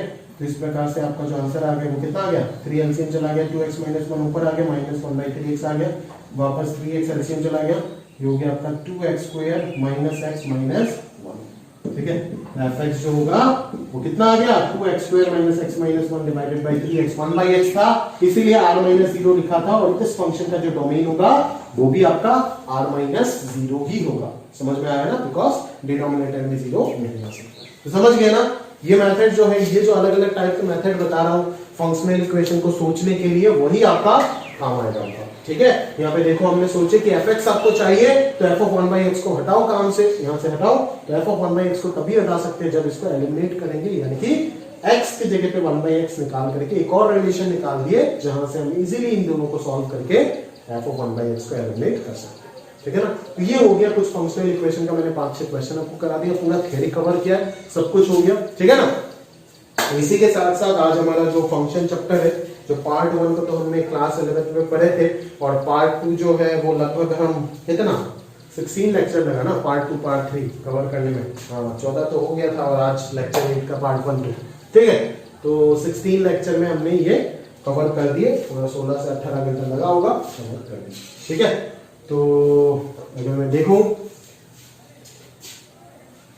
तो काफी कुछ बताया गया है आपको, सारी चीज कंप्लीट किए गए हैं, कवर किए गए हैं, ऐसा कोई भी चीज नहीं है जो आपको छोड़ के दिया मैंने, ठीक है। ए से लेकर के जेड तक पूरा देश में जितना पढ़ाया जाता है या फिर उससे भी कहीं गुना ज्यादा सारी चीज कवर किया है। अभी आपका बारी, आप प्रॉपर्ली शीट को सॉल्व कीजिए, डाउट जो होगा वो आप मेरे को बोलेंगे, और फिर मैं आपको सॉल्यूशन भी दूंगा पीडीएफ में, और आपका वीडियो सॉल्यूशन भी मिलेगा पूरा डिस्कशन का, ठीक है। तो उस प्रकार से आपका सारा कहानी जो है वो पूरा डिस्कस किया जाएगा। बट आपको अगर इन वीडियोस में कुछ अगर समझ नहीं आता है तो बहुत अच्छा है अगर आप मेरे को मैसेज ना करके फोन करके चीजों को क्लियर कर लेते, ठीक है। फोन पे आप पूछ लीजिएगा, या फिर आप फोन पे कंफर्टेबल नहीं है तो मैसेज करके पूछ लीजिएगा, और उसको क्लियर करने के बाद आप फंक्शन का पार्ट 3 का पूरा शीट को कंप्लीट कीजिए।